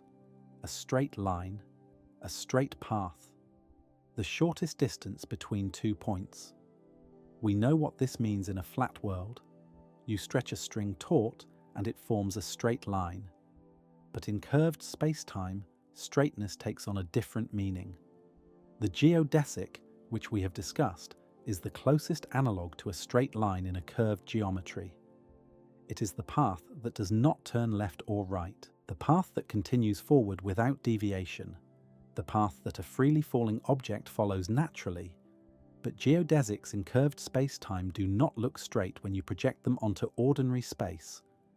A ball thrown horizontally follows a geodesic, but its path through the air is a parabola. The moon follows a geodesic, but its path around Earth is an ellipse. These paths are straight in the four-dimensional sense. They are the straightest possible paths through the curved space-time near Earth. But when we see them with our three-dimensional eyes, they appear curved. This is part of why general relativity can be difficult to visualize. We are used to thinking in 3 dimensions. Space-time has 4. The curvature is not something we can directly see. We can only infer it from how objects move. But there is something beautiful in this. The universe has a geometry that our senses cannot directly perceive. And yet, we have figured it out. Through careful observation, through mathematical reasoning, through the persistent effort of countless scientists, we have uncovered the hidden shape of reality. This is one of the great achievements of the human mind. To understand something we cannot see, to describe a geometry we cannot visualize, to know the shape of space-time even though we are embedded in it. It is like being a fish in water and somehow figuring out that you are wet. The medium is so pervasive, so ever-present, that noticing it at all is an accomplishment. And yet we have done more than notice. We have measured the curvature. We have tested the predictions. We have built satellites that rely on relativistic corrections to function correctly. We have detected gravitational waves. We have imaged black holes. We know the geometry of space-time not just as a theoretical construct, but as an operational fact. We use it. We depend on it. It is built into our technology. Let us consider another aspect of this geometry, the way it relates to energy. We have said that mass curves space-time, but mass is really a form of energy. According to special relativity, mass and energy are equivalent. E equals mc squared. Mass is just concentrated energy. In general relativity, it is energy in all its forms that curves space-time. Mass, yes, but also heat, light, motion, pressure, stress. The source of gravity, in the technical language, is the stress-energy tensor. This is a mathematical object that describes the density and flow of energy and momentum at every point in space-time. Wherever there is energy, there is gravity. Wherever energy is moving, space-time responds. This means that even light gravitates. Photons have energy, and that energy curves space-time. The effect is incredibly small for ordinary amounts of light, but it is there. A beam of light carries momentum and energy, and that beam creates a tiny gravitational field. If you had an impossibly intense beam of light, it would curve space-time around itself. In the extreme limit, you could even form a black hole made entirely of light. Such an object is called a Kugelblitz. It has never been observed and is probably impossible to create in practice, but the physics allows for it. This universality of gravity, the fact that everything with energy gravitates, is another aspect of its geometric nature. Gravity is not picky. It does not care what kind of energy you have. Mass, light, heat, motion, it all contributes to the curvature of space-time, and all of it responds to that curvature. Light follows geodesics, particles follow geodesics. Even gravitational waves, which are themselves ripples in space-time, follow geodesics as they propagate outward from their sources. The geometry shapes everything, and everything shapes the geometry. This self-referential quality is what makes general relativity so difficult to solve exactly. The equations are coupled. The motion depends on the geometry, and the geometry depends on the motion. But this coupling is also what makes the universe dynamic. Space-time is not a fixed background. It evolves. It responds. It is a participant in the cosmic drama, not just a stage. Let us now consider how gravity affects the structure of space itself, not just the passage of time. We have focused a lot on time dilation, but gravity also affects spatial distances. Near a massive object, space is stretched. Imagine approaching a neutron star. As you get closer, the distance you have to travel becomes larger than you would expect based on the curvature you started with. Space is being stretched by the gravity. The circumference of a circle around the neutron star is less than you would predict from its radius using flat space geometry. This is spatial curvature. It means that the usual rules of geometry do not apply. The angles of a triangle might not add up to 180 degrees. The ratio of circumference to diameter might not be exactly pi. The geometry is non-Euclidean. In everyday life, this effect is negligible. The spatial curvature near Earth's surface is incredibly small. You would never notice it. But near more massive objects, it becomes significant. Near a black hole, the spatial curvature is extreme. Approaching the event horizon, space is stretched in the radial direction. Distances toward the black hole become larger. The geometry is warped in ways that can be difficult to visualize. There is a famous thought experiment involving a very long ladder falling into a black hole. The bottom of the ladder enters the event horizon before the top. From the outside, the top of the ladder seems to hang forever just above the horizon. From the ladder's perspective, it continues falling in finite time.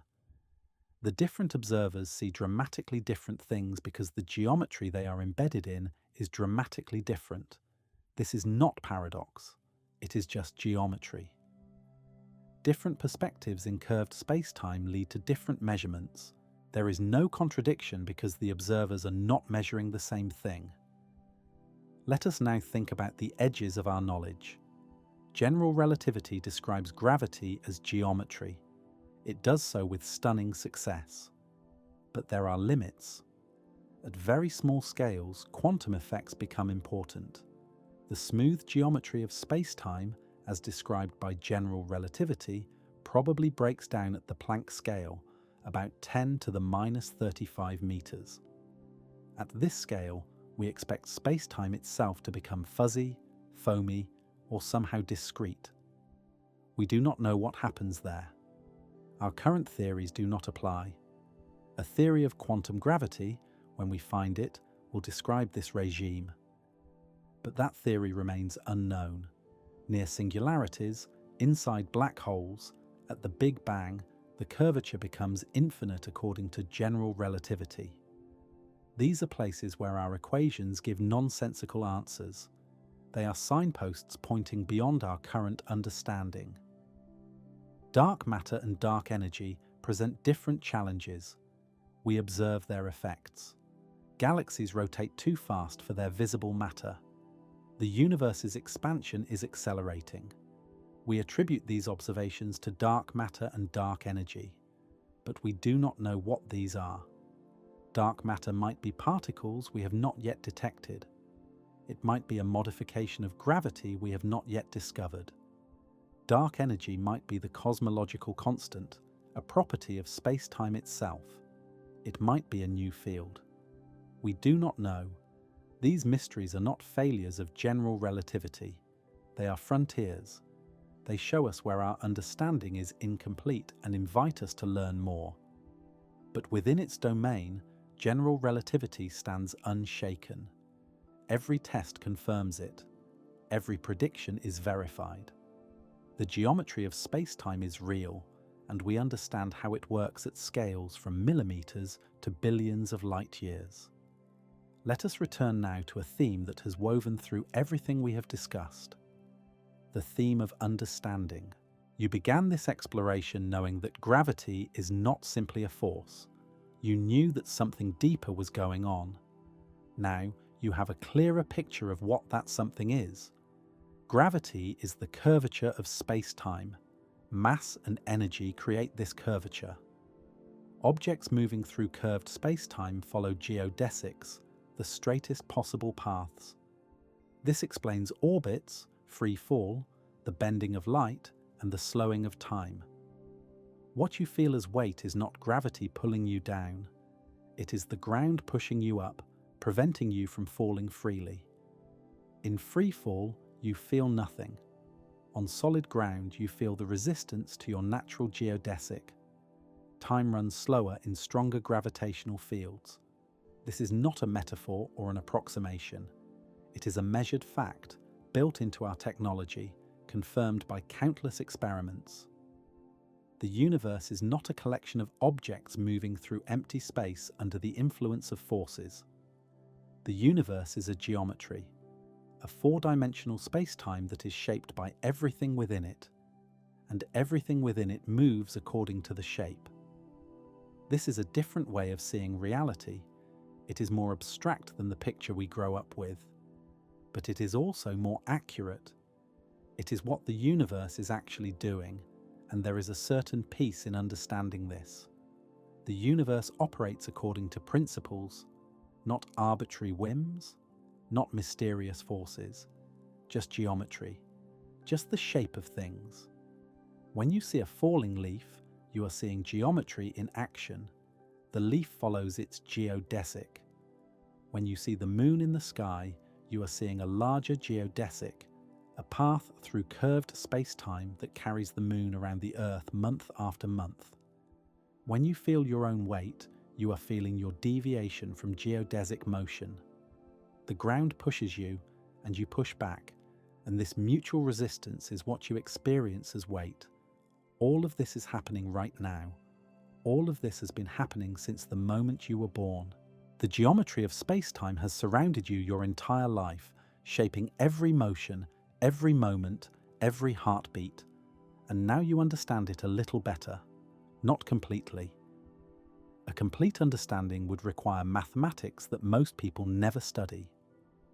But you have the conceptual framework. You know that gravity is geometry. You know that time is local. You know that free fall is the natural state, and weight is the deviation from it. This knowledge does not change the world.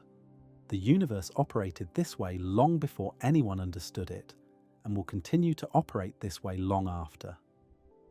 But it changes how you see the world. It adds a layer of understanding to your experience. The next time you feel gravity, remember, it is geometry. The next time you watch something fall, remember, it is following a geodesic. The next time you think about time, remember, it is local, shaped by where you are and how you move. These are not esoteric truths reserved for physicists. They are facts about the universe you live in. They are part of your reality, whether you understand them or not.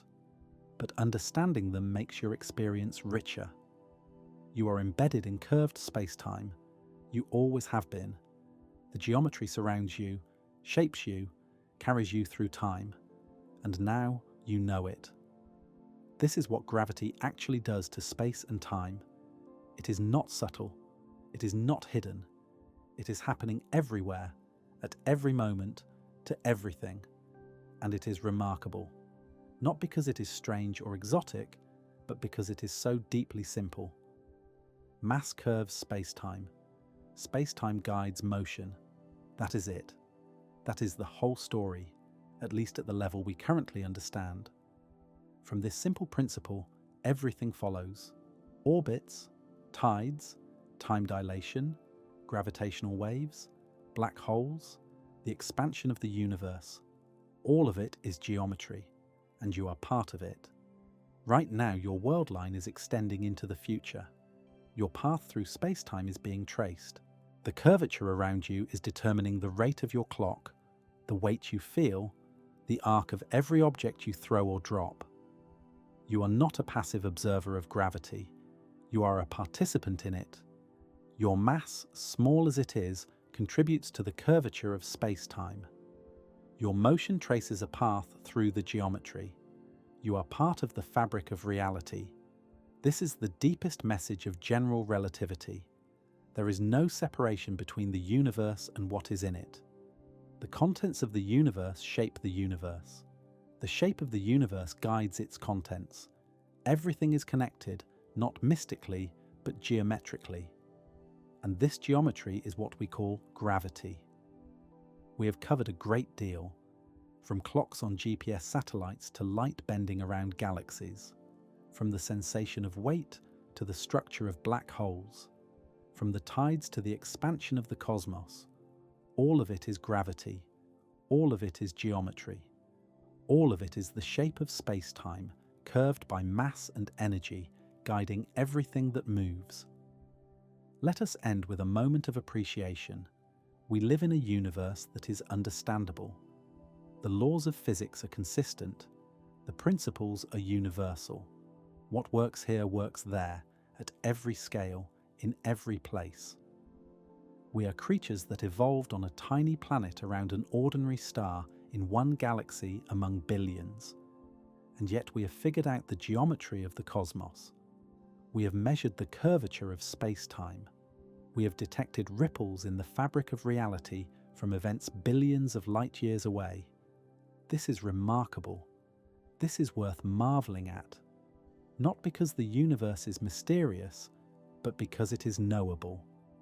Not because we have all the answers, but because we have some of them. And the answers we have are beautiful. Gravity is geometry. Time is local. Space is curved. Motion follows paths of least resistance through a four-dimensional fabric. This is what gravity actually does to space and time. And now you understand it. Not perfectly, not completely, but better than you did before. And that understanding is a gift. The universe is geometry, and you are part of the geometry, moving through it, shaped by it, experiencing it, moment by moment, for as long as you exist. This is your context. This is your home. This is the architecture of reality, and it is, in its own quiet way, magnificent. The light that reaches your eyes has travelled through curved space-time to get to you. The time that passes for you is specific to your location in the geometry. The weight you feel is the ground's resistance to your natural fall. All of this is gravity. All of this is real. All of this is happening right now to you. And now you see it clearly. Gravity is not a force pulling you down. It is the shape of the universe you are falling through. That is what gravity actually does to space and time. And that understanding will stay with you, a quiet awareness in the background of your experience. As you move through your days, through your years, through your life, the geometry is there. The curvature is there. The fabric of space-time is there. You are part of it. You have always been, and now you know. This is the nature of reality. This is the physics of existence. This is gravity. Not mysterious, not magical, just deeply, beautifully, inevitably geometric, and you, right now, are immersed in it, carried by it, shaped by it. Welcome to the geometry of space-time. You have been here all along. Now you see it for what it is. There is something worth exploring further, something that emerges when you sit with this understanding long enough. We have established that gravity is geometry, that space-time is curved, that objects follow geodesics. But there is a subtler question we have not fully addressed. Why does this geometry exist at all? This is not a question physics can currently answer. We can describe how gravity works. We can write equations that predict its effects with extraordinary precision. But why mass curves space-time, why this particular relationship exists, remains a mystery. Perhaps it is simply the nature of reality. Perhaps there is no deeper explanation. Perhaps asking why is like asking why there is something rather than nothing. The question may not have an answer, or the answer may be beyond human comprehension.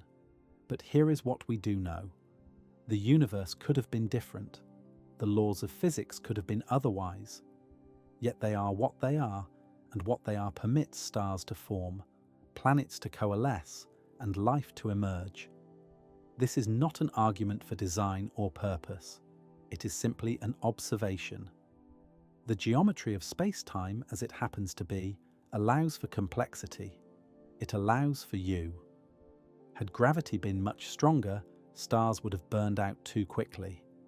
Had it been much weaker, stars might never have formed at all.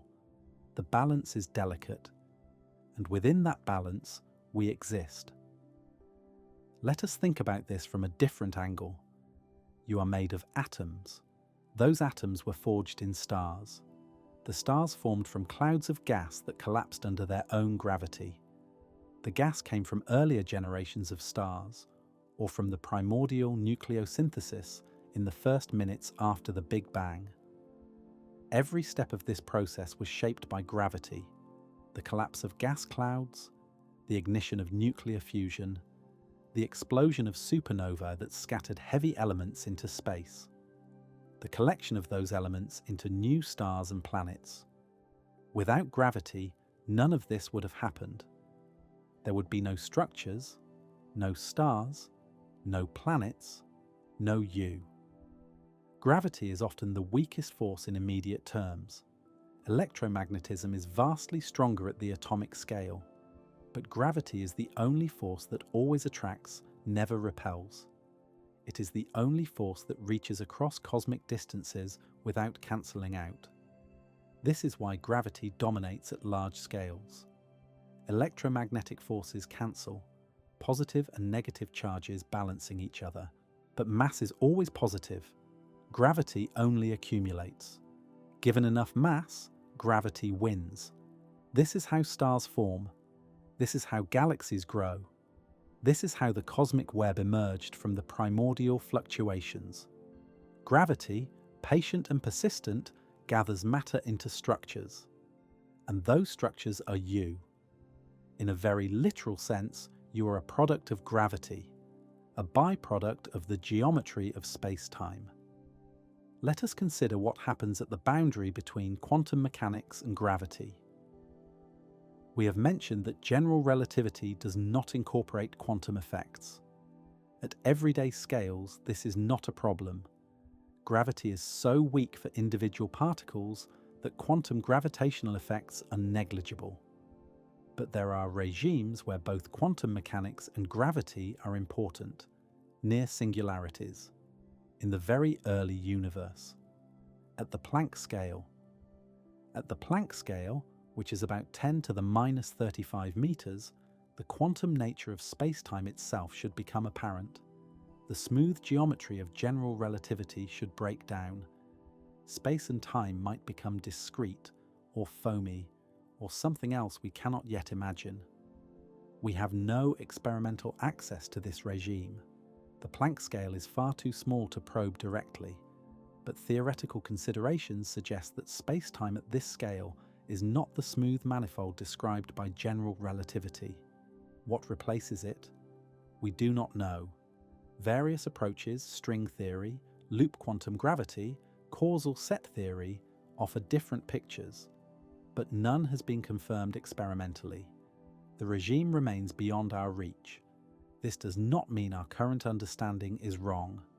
General relativity works beautifully within its domain, but it points toward a deeper theory, a more fundamental description of reality that we have not yet found. This is one of the great frontiers of physics, unifying quantum mechanics and general relativity, understanding the quantum nature of space-time, explaining what happens inside black holes and at the Big Bang. When we find this theory, if we find it, our understanding will deepen further. The geometry of space-time will be embedded in a larger framework. New phenomena will be predicted. New experiments will become possible. But for now, we work with what we have, and what we have is remarkable enough. Let us return to the experience of time. You perceive time as flowing. There is a past which you remember. There is a future which you anticipate. The present is where you experience existing. But physics does not describe time as flowing. In the equations, time is a dimension, like space. The past and future are not created or destroyed. They simply are, at different locations along the time axis. This is sometimes called the block universe view. The entire history of the universe, past, present, and future, exists as a four-dimensional block. We experience time flowing because of how our consciousness interacts with this block. But the flow is not a physical process. This is a deep and contested philosophical issue. Does the future already exist? Is free will an illusion? These questions go beyond physics and into metaphysics. But what is clear is that time in physics is not like time in experience. The equations treat time as a dimension. Special relativity shows that different observers disagree about simultaneity. General relativity shows that time passes at different rates in different places.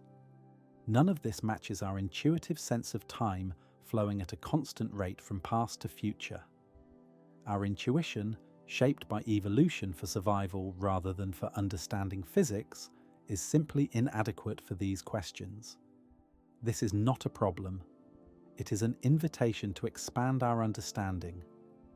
The universe is not obligated to match our intuitions. It is what it is, and what it is includes time dilation, the relativity of simultaneity, and the geometric nature of gravity. Let us now consider how this understanding might change the way you perceive ordinary moments. You wake up in the morning. You are in a gravitational field. Time is passing for you at a rate slightly slower than it would in empty space, far from any mass. You get out of bed. For a moment you are in free fall, following a geodesic. Then your feet hit the floor, and the floor stops you, accelerating you upward, preventing further geodesic motion. You eat breakfast. The food you consume has energy. That energy contributes imperceptibly to the curvature of space-time around you. Every atom in your body is gravitating, attracting other atoms, curving space-time in its tiny way. You walk outside. The sun is shining. Light from the sun, which left 8 minutes ago, has travelled to you through the curved space-time of the solar system. It has been slightly bent by the sun's gravity. It has been slightly blue-shifted as it fell into Earth's gravitational well. You look at the sky. The moon is visible. It is following its geodesic around the Earth, just as it has for billions of years. No force is pulling it. It is moving naturally through the curved geometry near Earth. You go about your day. Every step, every motion, every moment is embedded in the geometry of space-time. You are not separate from this geometry. You are part of it. This is not a poetic metaphor. This is a description of physical reality. You are a collection of particles moving through curved space-time, following paths determined by the geometry, experiencing time at a rate determined by your location. There is something clarifying about this perspective. It strips away the illusion of separateness.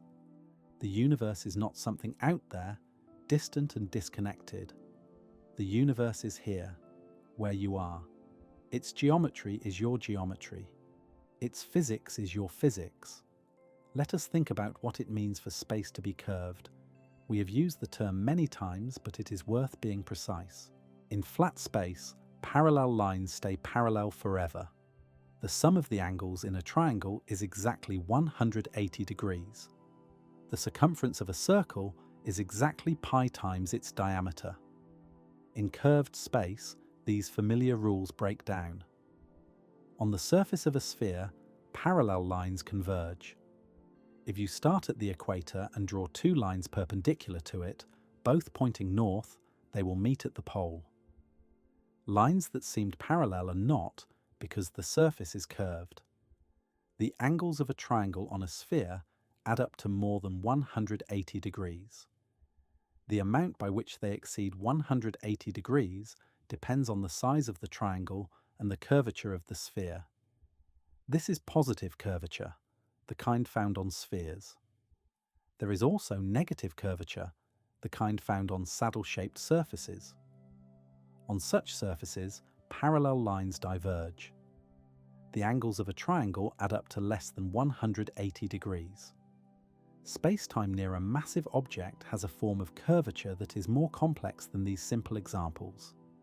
It is not simply positive or negative. It varies from place to place and from direction to direction. The mathematics that describes it, called differential geometry, is sophisticated and beautiful. But the essential point is that the rules of Euclidean geometry, the geometry we learn in school, do not apply in curved space-time. Distances, angles, and shapes behave differently. And this difference is what we call gravity. When we say that mass curves space-time, we mean that the presence of mass changes the geometry. The rules of distance and angle near a massive object are different from the rules far away. And objects moving through this changed geometry behave differently than they would in flat space. This is gravity, not a force, a change in geometry. Let us now consider something that might seem paradoxical. We have said that objects in free fall follow geodesics, the straightest paths through curved space-time, but we have also said that orbiting objects, like the Moon, are in free fall. If the Moon is following a straight path, why does it go around and around the Earth? The answer is that it is going around and around in three-dimensional space. But its path through four-dimensional space-time is not a loop, it is a helix. Picture this. As the Moon orbits Earth, it is also moving forward in time.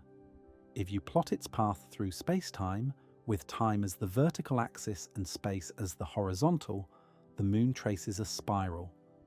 It goes around and around in space, but it also moves steadily upward in time. The spiral never closes. Each orbit is at a different time. This spiral is a geodesic. It is the straightest path through the curved space-time near Earth. The Moon is not going in circles in any fundamental sense. It is going in a straight line through a geometry that happens to be curved in such a way that the straight line looks like a circle when you ignore time. This is one of the most counterintuitive aspects of general relativity. Paths that look curved in 3 dimensions are actually straight in 4 dimensions. Paths that look like orbits are actually geodesics. The Moon is not trapped by Earth's gravity. The Moon is moving freely, following the natural path through curved space-time. It just happens that this natural path brings it around and around the Earth, month after month, year after year. There is no energy being expended to maintain this orbit. No force is being applied. The Moon is simply coasting, following its geodesic as it has for billions of years. This is why orbits are stable. There is nothing to maintain. There is nothing to fail. The object simply moves along its path, and the path happens to curve around. Of course, orbits can change. If something adds or removes energy, the orbit shifts. A satellite firing its engines changes its geodesic. A passing object exerting tidal forces can perturb an orbit. But in the absence of such interventions, orbits persist indefinitely. Let us now consider the relationship between gravity and light in more detail. Light follows geodesics, just like matter, but light follows a special kind of geodesic called a null geodesic. These are paths where the space-time interval is zero. The space-time interval is a measure of distance in 4 dimensions. It combines spatial distance and time in a specific way. For massive objects moving slower than light, the interval is always positive. For light, the interval is always zero. This zero interval is what defines a null geodesic. What does this mean physically? It means that light experiences no proper time. From the photon's perspective, if a photon could have a perspective, no time passes at all. The photon is emitted, it travels across the universe, it is absorbed, and for the photon, all of this happens in an instant. This is a consequence of special relativity and holds in general relativity as well. Moving at the speed of light means experiencing no time. The universe, from the light's perspective, is compressed into a single moment. This is why light does not slow down in a gravitational field the way matter does. Light always travels at the speed of light, locally. It is the path, the geodesic, that is curved. The light follows that curved path at constant speed, but the path itself bends around massive objects. When light passes near the Sun, its path is bent by about 1.75 arcseconds. The light itself does not slow down. It is still travelling at 300,000 kilometers per second. But the direction of travel changes as it follows the curved geometry near the Sun. This bending has been observed countless times. It was first confirmed during the 1919 solar eclipse and has been measured with increasing precision ever since. Modern radio astronomy can measure the bending of radio waves from distant quasars as they pass near the Sun, confirming general relativity to high accuracy. The bending is not a refraction, like light passing through glass. There is no medium doing the bending. The geometry itself is curved, and light follows the curve. Let us now consider gravitational redshift once more, from a slightly different angle. When light climbs out of a gravitational well, it loses energy. Its frequency decreases. Its wavelength increases. It becomes redder. This is often described as the light working against gravity, losing energy as it climbs. But in the geometric picture, this language is misleading. Light follows a geodesic. It does not expend energy to do so. It cannot slow down or speed up. So in what sense does it lose energy? The answer involves the comparison of measurements at different locations. An observer at the source of the light measures its frequency.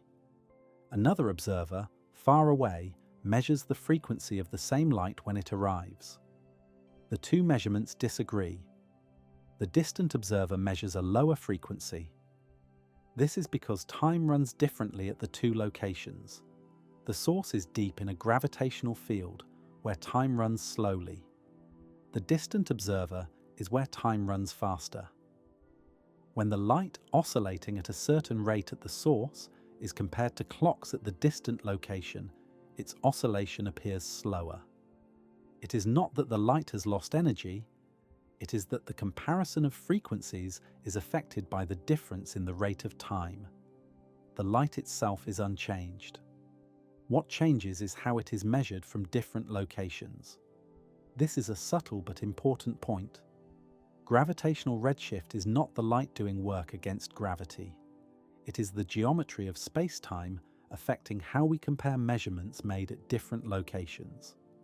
The same subtlety applies to many relativistic effects.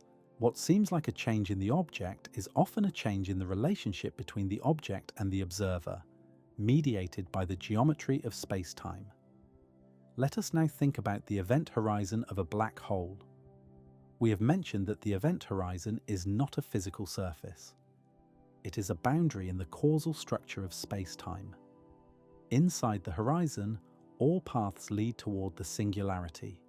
There is no path, not even a path taken by light, that leads back out. But what does this mean geometrically? At the event horizon, the curvature of space-time is such that the radial direction becomes time-like. Outside the horizon, you can choose to move toward the black hole or away from it. Inside the horizon, moving away from the singularity is as impossible as moving backward in time. This is why nothing can escape a black hole. It is not that some force is preventing escape. It is that the geometry does not permit it. The paths that would lead outward simply do not exist. For a distant observer, time at the horizon appears to stop. An object falling in seems to freeze just outside the horizon, its image fading and reddening as time dilation and redshift take hold. In principle, you could wait forever and never see the object cross. For the falling object, nothing unusual happens at the horizon. There is no barrier, no sensation of crossing a threshold. The geometry is smooth. The object simply continues falling, following its geodesic, unaware that it has crossed a point of no return. These two descriptions are not contradictory. They are different perspectives on the same events, as seen from different locations in a curved space-time. Both are valid, both are correct, they are simply different. This is one of the most striking features of general relativity. Different observers can have dramatically different experiences of the same events, and both experiences are real. Let us now consider the interior of a black hole briefly and carefully. Inside the event horizon, the singularity lies in the future. It is not a place in space that you could avoid by clever maneuvering. It is a moment in time that you cannot prevent reaching. For a non-rotating black hole, the singularity is a point, a moment when the curvature becomes infinite. For a rotating black hole, the singularity is a ring, and the geometry is more complex. There may be passages to other regions of space-time, though whether these are physically traversable is uncertain. We do not know what actually happens at the singularity. General relativity predicts infinite curvature, but infinite is not a physical answer. It is a sign that the theory has broken down. Most physicists believe that quantum effects become important near the singularity and prevent the formation of a true infinity. But without a theory of quantum gravity, we cannot say what replaces the singularity. It remains one of the great open questions. What we can say is that the interior of a black hole is a region of extreme geometry. Time and space trade roles. The usual rules do not apply, and at the end something happens that we do not yet understand. Let us now step back to a cosmic perspective. The universe as a whole has a geometry. This geometry is described by a solution to Einstein's field equations called the Friedmann-Lemaitre-Robertson-Walker metric. It describes a universe that is homogeneous and isotropic on large scales, meaning that it looks the same in every direction and at every location. This large-scale geometry can be flat, positively curved like a sphere, or negatively curved like a saddle. Observations suggest that the universe is very close to flat, so close that any curvature is too small to detect. But even a flat universe is not static. The geometry is expanding. The distances between galaxies are growing over time, not because the galaxies are moving through space, but because space itself is stretching. This expansion is a gravitational phenomenon. It is described by general relativity. It is driven by the energy content of the universe and modified by dark energy. In the early universe, the expansion was decelerating. Gravity, in the form of the gravitational attraction of all the matter and radiation, was slowing the expansion down. But about 5 billion years ago, the expansion began to accelerate. Something is pushing the expansion faster and faster. We call this dark energy. Dark energy is the dominant component of the universe today. It makes up about 70% of the total energy content. It is driving the acceleration of the expansion. And we do not know what it is. It might be the cosmological constant, a constant energy density built into space-time itself. It might be a new field that evolves over time. It might be a sign that general relativity needs modification at cosmological scales. This is one of the great mysteries of contemporary physics. We observe the acceleration, we can measure it, but we cannot explain it. What we do know is that the expansion of the universe is a geometric effect. Space-time is stretching, the distance between galaxies is growing, and the rate of this growth is changing over time. This is gravity at the largest scales, not pulling objects together, but governing the dynamics of space-time itself. Let us now consider how this expansion affects our view of the universe. Light from distant galaxies is redshifted. The farther the galaxy, the greater the redshift. This is because the light has been traveling through expanding space for a longer time. More expansion has occurred during its journey. Its wavelength has been stretched more. By measuring the redshift of a galaxy, we can infer how much the universe has expanded since the light was emitted. This tells us how far away the galaxy is and how long ago the light left it. The most distant galaxies we can see have redshifts of 10 or more. Their light has been traveling for more than 13 billion years. We see them as they were when the universe was less than 1 billion years old. Looking at distant galaxies is looking back in time. The light took billions of years to reach us. What we see is the ancient past, preserved in photons that have traveled across the expanding cosmos. This is possible because of the finite speed of light. Light from the sun takes 8 minutes to reach us. Light from the nearest star takes 4 years. Light from distant galaxies takes billions of years. The universe is a time machine. By looking at different distances, we see different epochs. The early universe is visible, frozen in light that is only now reaching us after its long journey. And all of this, the expansion, the redshift, the light traveling for billions of years, is governed by gravity, by the geometry of space-time, by the curvature caused by all the mass and energy in the cosmos. Let us now return to something smaller and more immediate. Your heartbeat. Each beat of your heart is a physical event. It involves the contraction of muscle cells, the flow of blood, the transmission of electrical signals. All of these processes take time, and the time they take is determined by where you are in space-time. Deep in a gravitational field, time runs slower. Your heartbeat would be slower from the perspective of a distant observer. Of course, you would not notice because your brain and your perception would also be slower by the same amount. If you lived near a neutron star, in a region of intense gravity, your heart might beat only 70% as many times as it would in empty space, far from any mass. But you would experience each beat as lasting the same duration. Time would seem to flow normally. This is one of the most personal implications of gravitational time dilation. Your lifespan, measured in heartbeats, might be the same. But measured in seconds by a distant clock, it would be different. There is something profound here. The length of a life depends on where it is lived, not just in terms of environment or lifestyle, but in terms of the geometry of space-time. A life lived at sea level is imperceptibly shorter, in terms of proper time, than a life lived on a mountaintop. The difference is too small to measure for a human lifespan, but it is real. And a life lived near a black hole, if such a thing were possible, could be dramatically shorter in terms of external time. The person living it would not notice. They would live their full span of years. But from the outside, they would age slowly, caught in the grip of extreme time dilation. This is not science fiction. This is the physics of the universe we live in. Time is local. Duration depends on geometry, and the geometry varies from place to place. Let us now think about what happens when you move.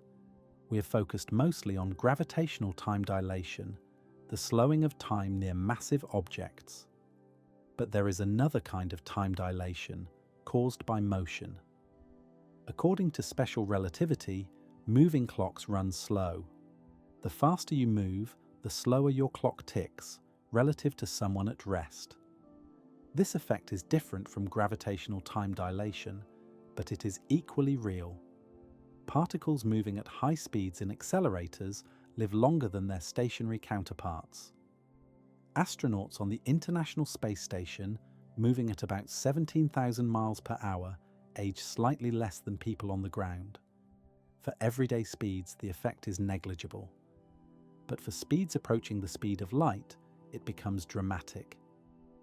At 90% of the speed of light, time runs at about 44% of the rate it does at rest. At 99%, it runs at about 14%. This means that a journey to a distant star at high speed would take less time for the traveller than for those left behind. The traveller would age less. They would experience fewer heartbeats, fewer thoughts, fewer moments. This is the basis of the twin paradox we mentioned earlier. The travelling twin ages less because their path through space-time is different from the stay-at-home twin's path. Different paths, different durations. In general relativity, both gravitational and velocity-based time dilation are unified. They are both consequences of the geometry of space-time. A complete description of time dilation requires considering both effects together. This is what GPS systems do. The satellites are moving fast, which causes their clocks to run slow, but they are also higher in Earth's gravitational field, where clocks run fast. The two effects partially cancel, but not completely. The net result is a gain of about 38 microseconds per day, which must be corrected for accurate positioning. Let us now consider the concept of inertial frames. In special relativity, an inertial frame is one in which objects not subject to forces move in straight lines at constant speeds. It is a frame in which Newton's first law holds. In general relativity, the concept becomes more subtle. Near a massive object, there are no global inertial frames. The curvature of space-time prevents it. But locally, in a small enough region, space-time is approximately flat. And within that small region, you can define an inertial frame. This local inertial frame is the frame of a freely falling observer. In that frame, gravity is absent. Objects float. Newton's first law holds, approximately. But step back and consider a larger region, and the curvature becomes apparent. Objects that seem to be moving in parallel converge. The local inertial frames at different locations do not mesh together into a global one. This is the principle of equivalence in action. Locally, you can always transform away gravity by going into free fall, but globally, you cannot. The curvature is real. It is a feature of the geometry that cannot be removed by a change of coordinates. This has a profound implication. There is no preferred reference frame in general relativity, no absolute rest, no privileged observer. Different observers, in different states of motion, in different locations, will describe events differently, and none of them is more correct than the others. What is real, what is invariant, is the geometry of space-time itself, the curvature, the geodesics, the proper time along world lines. These are the same for all observers, even if the coordinates they use are different. This is the deep lesson of general relativity. Reality is not a collection of objects located at positions in space at instants in time. Reality is a four-dimensional geometry, and everything we observe is a feature of that geometry, seen from our particular perspective within it. Let us now consider one more aspect of gravity that we have not yet explored: the gravitational field of a moving object. When a massive object moves, its gravitational field moves with it. The curvature of space-time follows the mass. But because changes in the gravitational field propagate at the speed of light, there are interesting effects when masses move quickly. A slowly moving mass drags its gravitational field along with it, with minimal distortion. But a quickly moving mass creates a kind of wake in space-time. The field is compressed in front and stretched behind. Ahead of the moving mass, space-time is more strongly curved. Behind it is more weakly curved. For everyday objects, these effects are negligible. But for objects moving at a significant fraction of the speed of light, they become important. The gravitational field of a fast-moving neutron star or black hole is not spherically symmetric. It is distorted by the motion. This effect is related to the way electromagnetic fields are distorted by motion. A moving charge creates a magnetic field in addition to its electric field. The combined effect is different from a stationary charge. Gravity has analogous effects. A moving mass creates what are sometimes called gravitomagnetic fields, effects that arise from the flow of mass and energy. Frame dragging is one manifestation of this. The rotation of a massive object drags space-time with it, creating effects that have no analogue in Newtonian gravity. These effects are small and difficult to measure, but they have been detected, and they confirm that gravity is not just about the distribution of mass in space. It is about the flow of energy and momentum through space-time. Let us now draw toward a conclusion, not by summarizing, but by deepening. Throughout this exploration, we have seen that gravity is geometry. Space-time is curved by mass and energy. Objects follow geodesics. Time runs at different rates in different places. But there is a deeper message that we have touched on without fully articulating. The message is this: reality is not what it seems. Our everyday experience suggests that space is flat, that time is uniform, that gravity is a force, that objects are pulled toward each other across empty space. None of this is true. Space is curved, time varies, gravity is geometry. Objects are not pulled. They follow paths through a shaped universe. This is not a minor correction. It is a fundamental revision of our understanding. The world is not as it appears. The intuitions built by evolution for survival on the surface of a small planet do not capture the actual nature of reality. And yet, once you understand the true picture, it is simpler. Not easier to calculate, perhaps, but conceptually more elegant. One principle, mass curves space-time, replaces a multitude of phenomena. Orbits, tides, time dilation, gravitational lensing, the bending of light, all are manifestations of the same underlying geometry. This is the power of general relativity. It unifies. It explains. It reveals the hidden simplicity beneath the apparent complexity, and it invites wonder.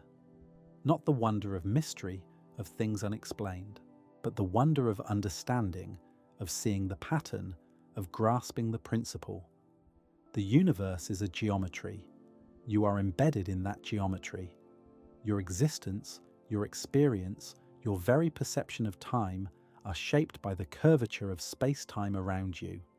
This is not metaphor. This is reality. And now, having travelled from GPS satellites to black holes, from falling apples to the expansion of the cosmos, you see it. Gravity is not a force. It is the shape of the universe. And you are part of that shape, moving through it, aging according to it, experiencing it moment by moment for as long as you exist. This is what gravity actually does to space and time. It makes them real. It makes them dynamic. It makes them the fabric of everything. And now that fabric is a little more familiar to you, a little less hidden, a little more understood. The geometry of space-time surrounds you. It always has. It always will. And now you know it for what it is. Not mystical, not magical, just deeply, beautifully, inevitably geometric. This is gravity. This is space-time. This is your universe, and understanding it, even a little, is one of the quiet gifts of being a conscious creature in a cosmos that obeys laws, follows patterns, and invites comprehension. The geometry is there, whether or not you understand it, but understanding it enriches your experience of it. It adds depth to the everyday. It connects you to the cosmos. It reveals the elegance hidden in the ordinary. Every moment you exist, the geometry is there. Every heartbeat, every breath, every thought. All embedded in curved space-time. All unfolding according to its shape. This is the reality you live in. Now, you see it a little more clearly, and that clarity, quiet and steady, is yours to keep. The architecture of reality continues. The geometry persists, and you, moving through it, are part of its eternal unfolding structure. This is what gravity does. This is what space-time is, and this is where you have always been. There is still more to explore. Consider the way we measure the curvature of space-time. We cannot see the curvature directly. We cannot perceive the fourth dimension, but we can measure its effects. We can observe how objects move. We can time how clocks tick. We can detect how light bends. And from these observations, we can infer the geometry. This is how science works. We do not have direct access to reality. We have observations. We have measurements. We have experiments. And from these, we build models that describe what we cannot directly perceive. General relativity is such a model. It describes the geometry of space-time. It predicts how that geometry affects matter, light, and time. And it is confirmed by every experiment we have performed. The model is not the reality. Maps are not territories. But the model is extraordinarily accurate. It captures something true about the universe. And that truth is what we have been exploring. Let us consider how we detect gravitational waves. Gravitational waves are ripples in space-time. They are produced when massive objects accelerate. They propagate outward at the speed of light, and they stretch and squeeze space as they pass. The detectors we have built, LIGO in the United States and Virgo in Europe, are called interferometers. They consist of two long arms at right angles to each other. Laser light travels down each arm, bounces off mirrors at the ends, and returns. The two beams are then combined, and the interference pattern is measured. When a gravitational wave passes, it stretches one arm and squeezes the other. The laser beams travel different distances. The interference pattern changes. By measuring this change, we can detect the wave. The stretching is incredibly small. A typical gravitational wave from a distant black hole merger might stretch the 4-kilometer arms of LIGO by a fraction of the diameter of a proton. Detecting such tiny changes requires extraordinary precision. And yet we have succeeded. Since 2015, we have detected dozens of events. Black hole mergers, neutron star mergers. Each one is a message from the distant universe, carried by ripples in space-time. This is gravity in action, not pulling objects together, but shaking the fabric of the universe itself. And we have learned to listen. Let us now consider the practical applications of general relativity. We have mentioned GPS. The satellites that make global positioning possible rely on relativistic corrections. Without them, the system would drift by kilometers per day. General relativity is built into the technology that guides airplanes, ships, and smartphones. But there are other applications, less well known. Atomic clocks, the most precise timekeeping devices we have, must account for relativistic effects. Clocks at different altitudes tick at different rates. Clocks in motion tick differently than clocks at rest. These effects are small but significant at the level of precision these clocks achieve. The global navigation satellite systems of various countries, not just GPS, but also GLONASS, Galileo, and Beidou, all rely on relativistic corrections. The entire infrastructure of precision navigation depends on understanding that time is not absolute. Astronomy, too, relies on general relativity. The orbits of stars near the black hole at the center of our galaxy are analyzed using relativistic equations. The bending of light by galaxy clusters is used to map dark matter. The expansion of the universe is described by relativistic cosmology. In a sense, general relativity has become part of the infrastructure of modern science. It is not just a theoretical curiosity, it is a working tool used daily in applications ranging from navigation to fundamental research. Let us now consider something more philosophical. What does it mean that space and time are curved? In the Newtonian picture, space was a container. Things existed in space. Time was a backdrop. Events occurred in time. Space and time were absolute, fixed, the same for everyone. In the Einsteinian picture, space and time are not containers. They are participants. They are shaped by what they contain. They are different for different observers. This is a shift in ontology, the study of what exists. The old picture had space and time as absolute entities, independent of matter. The new picture has space-time as a relational structure defined by the relationships between events. This philosophical shift has implications beyond physics. It suggests that the fundamental categories we use to understand the world, space, time, location, duration are not fixed and eternal. They are features of a particular physical framework. A different universe might have different categories. This does not mean that reality is subjective. The geometry of space-time is objective. It is the same for all observers, even if they describe it differently. But the categories we use to slice that geometry into space and time are not unique. Different observers make different slices. This is the relativity in general relativity. Not that everything is relative, but that the division of space-time into space and time depends on the observer. The underlying four-dimensional geometry is the same for everyone. Let us now think about the experience of a freely falling observer. Imagine you are in a sealed room, falling freely in a gravitational field. You cannot see outside. You have no way of knowing whether you are in orbit around a planet, falling toward a star, or drifting in empty space far from any mass. Inside the room, everything floats. Objects you release stay where you leave them. There is no preferred direction of down. The laws of physics, as measured in your room, are the same as they would be in empty space. This is the principle of equivalence in its purest form. Locally, gravity disappears in free fall. You cannot distinguish free fall in a gravitational field from the absence of gravity. Of course, if your room is large enough, you might detect tidal effects.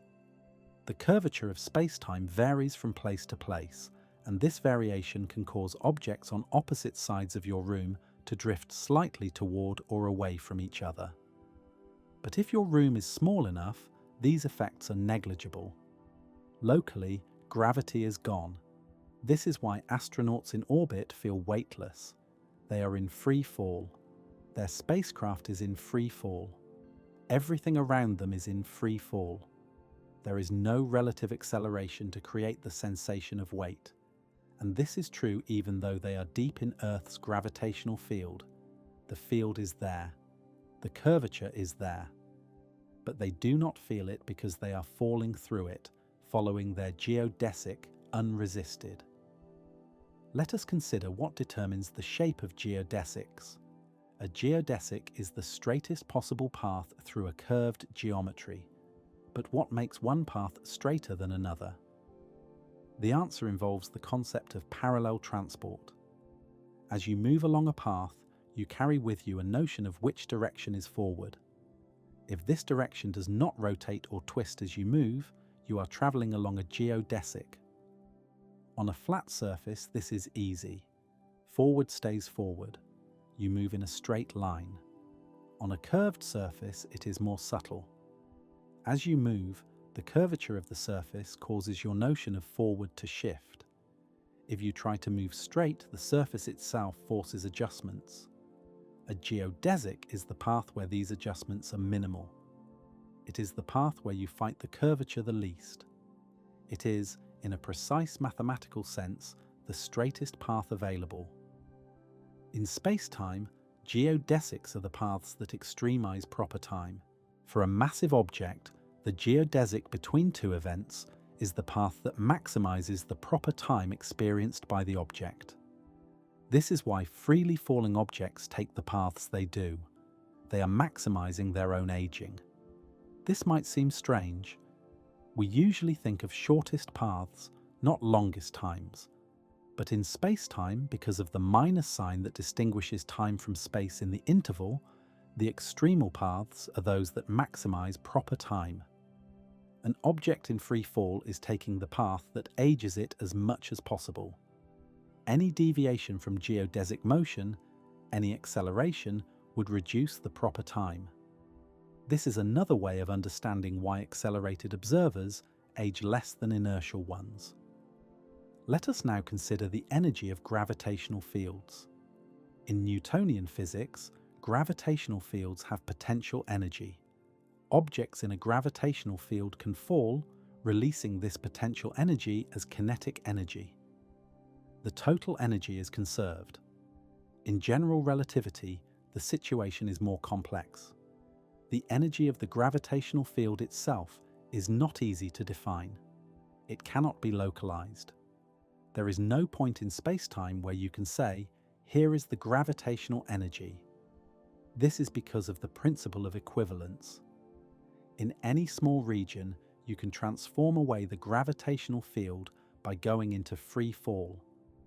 If the field can be transformed away, how can it have energy at that location?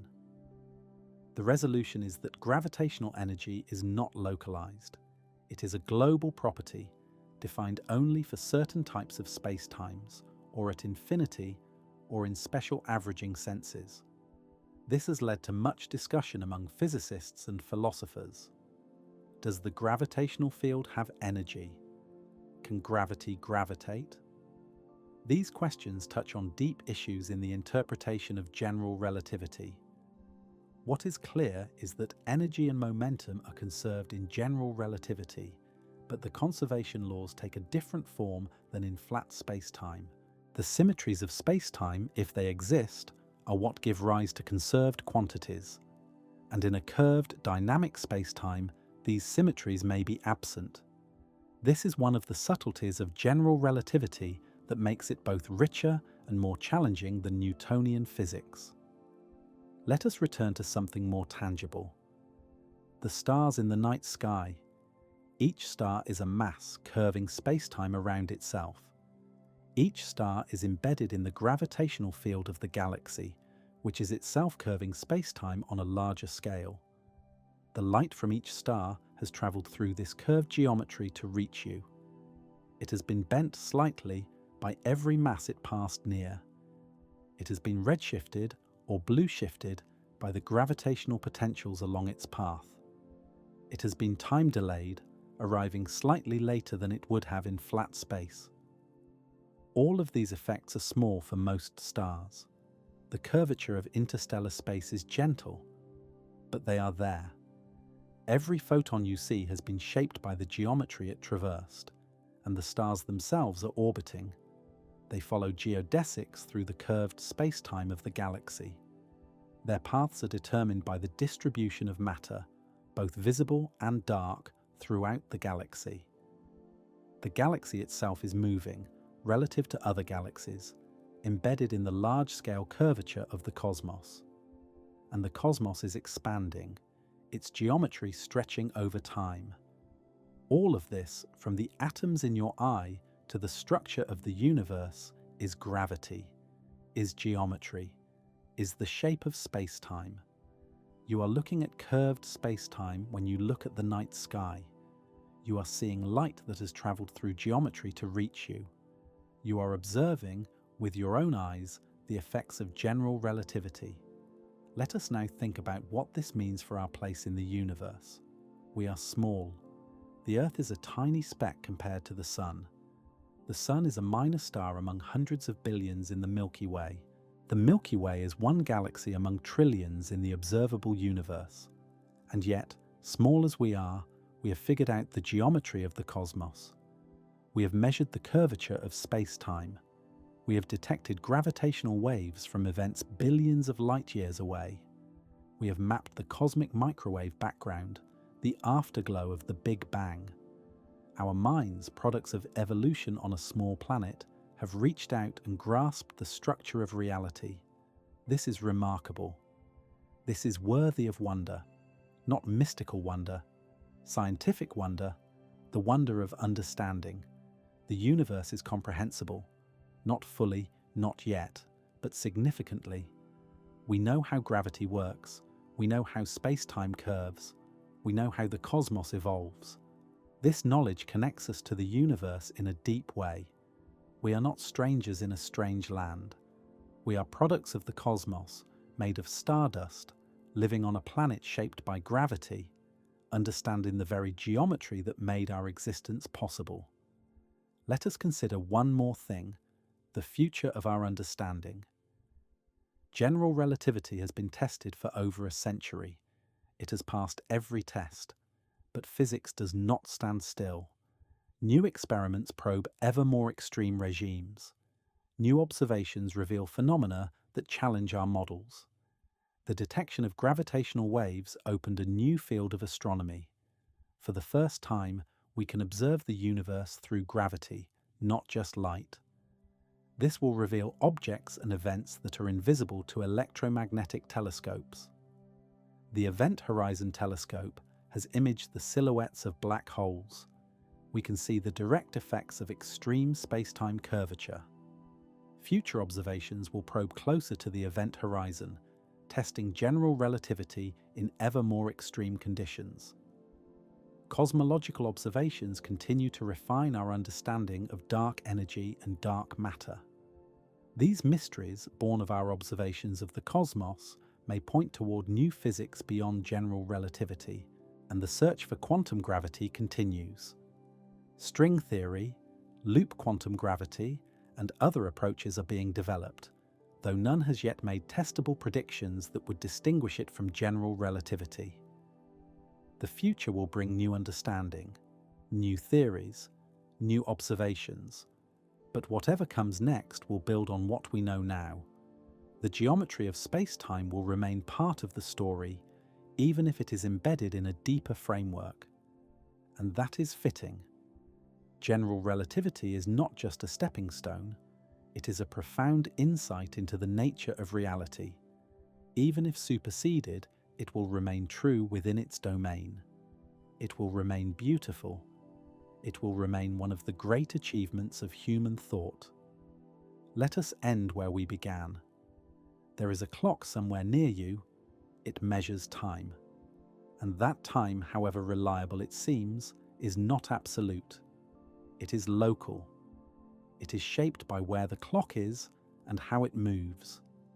It is a feature of the geometry of space-time in this particular place. Gravity is not pulling you down.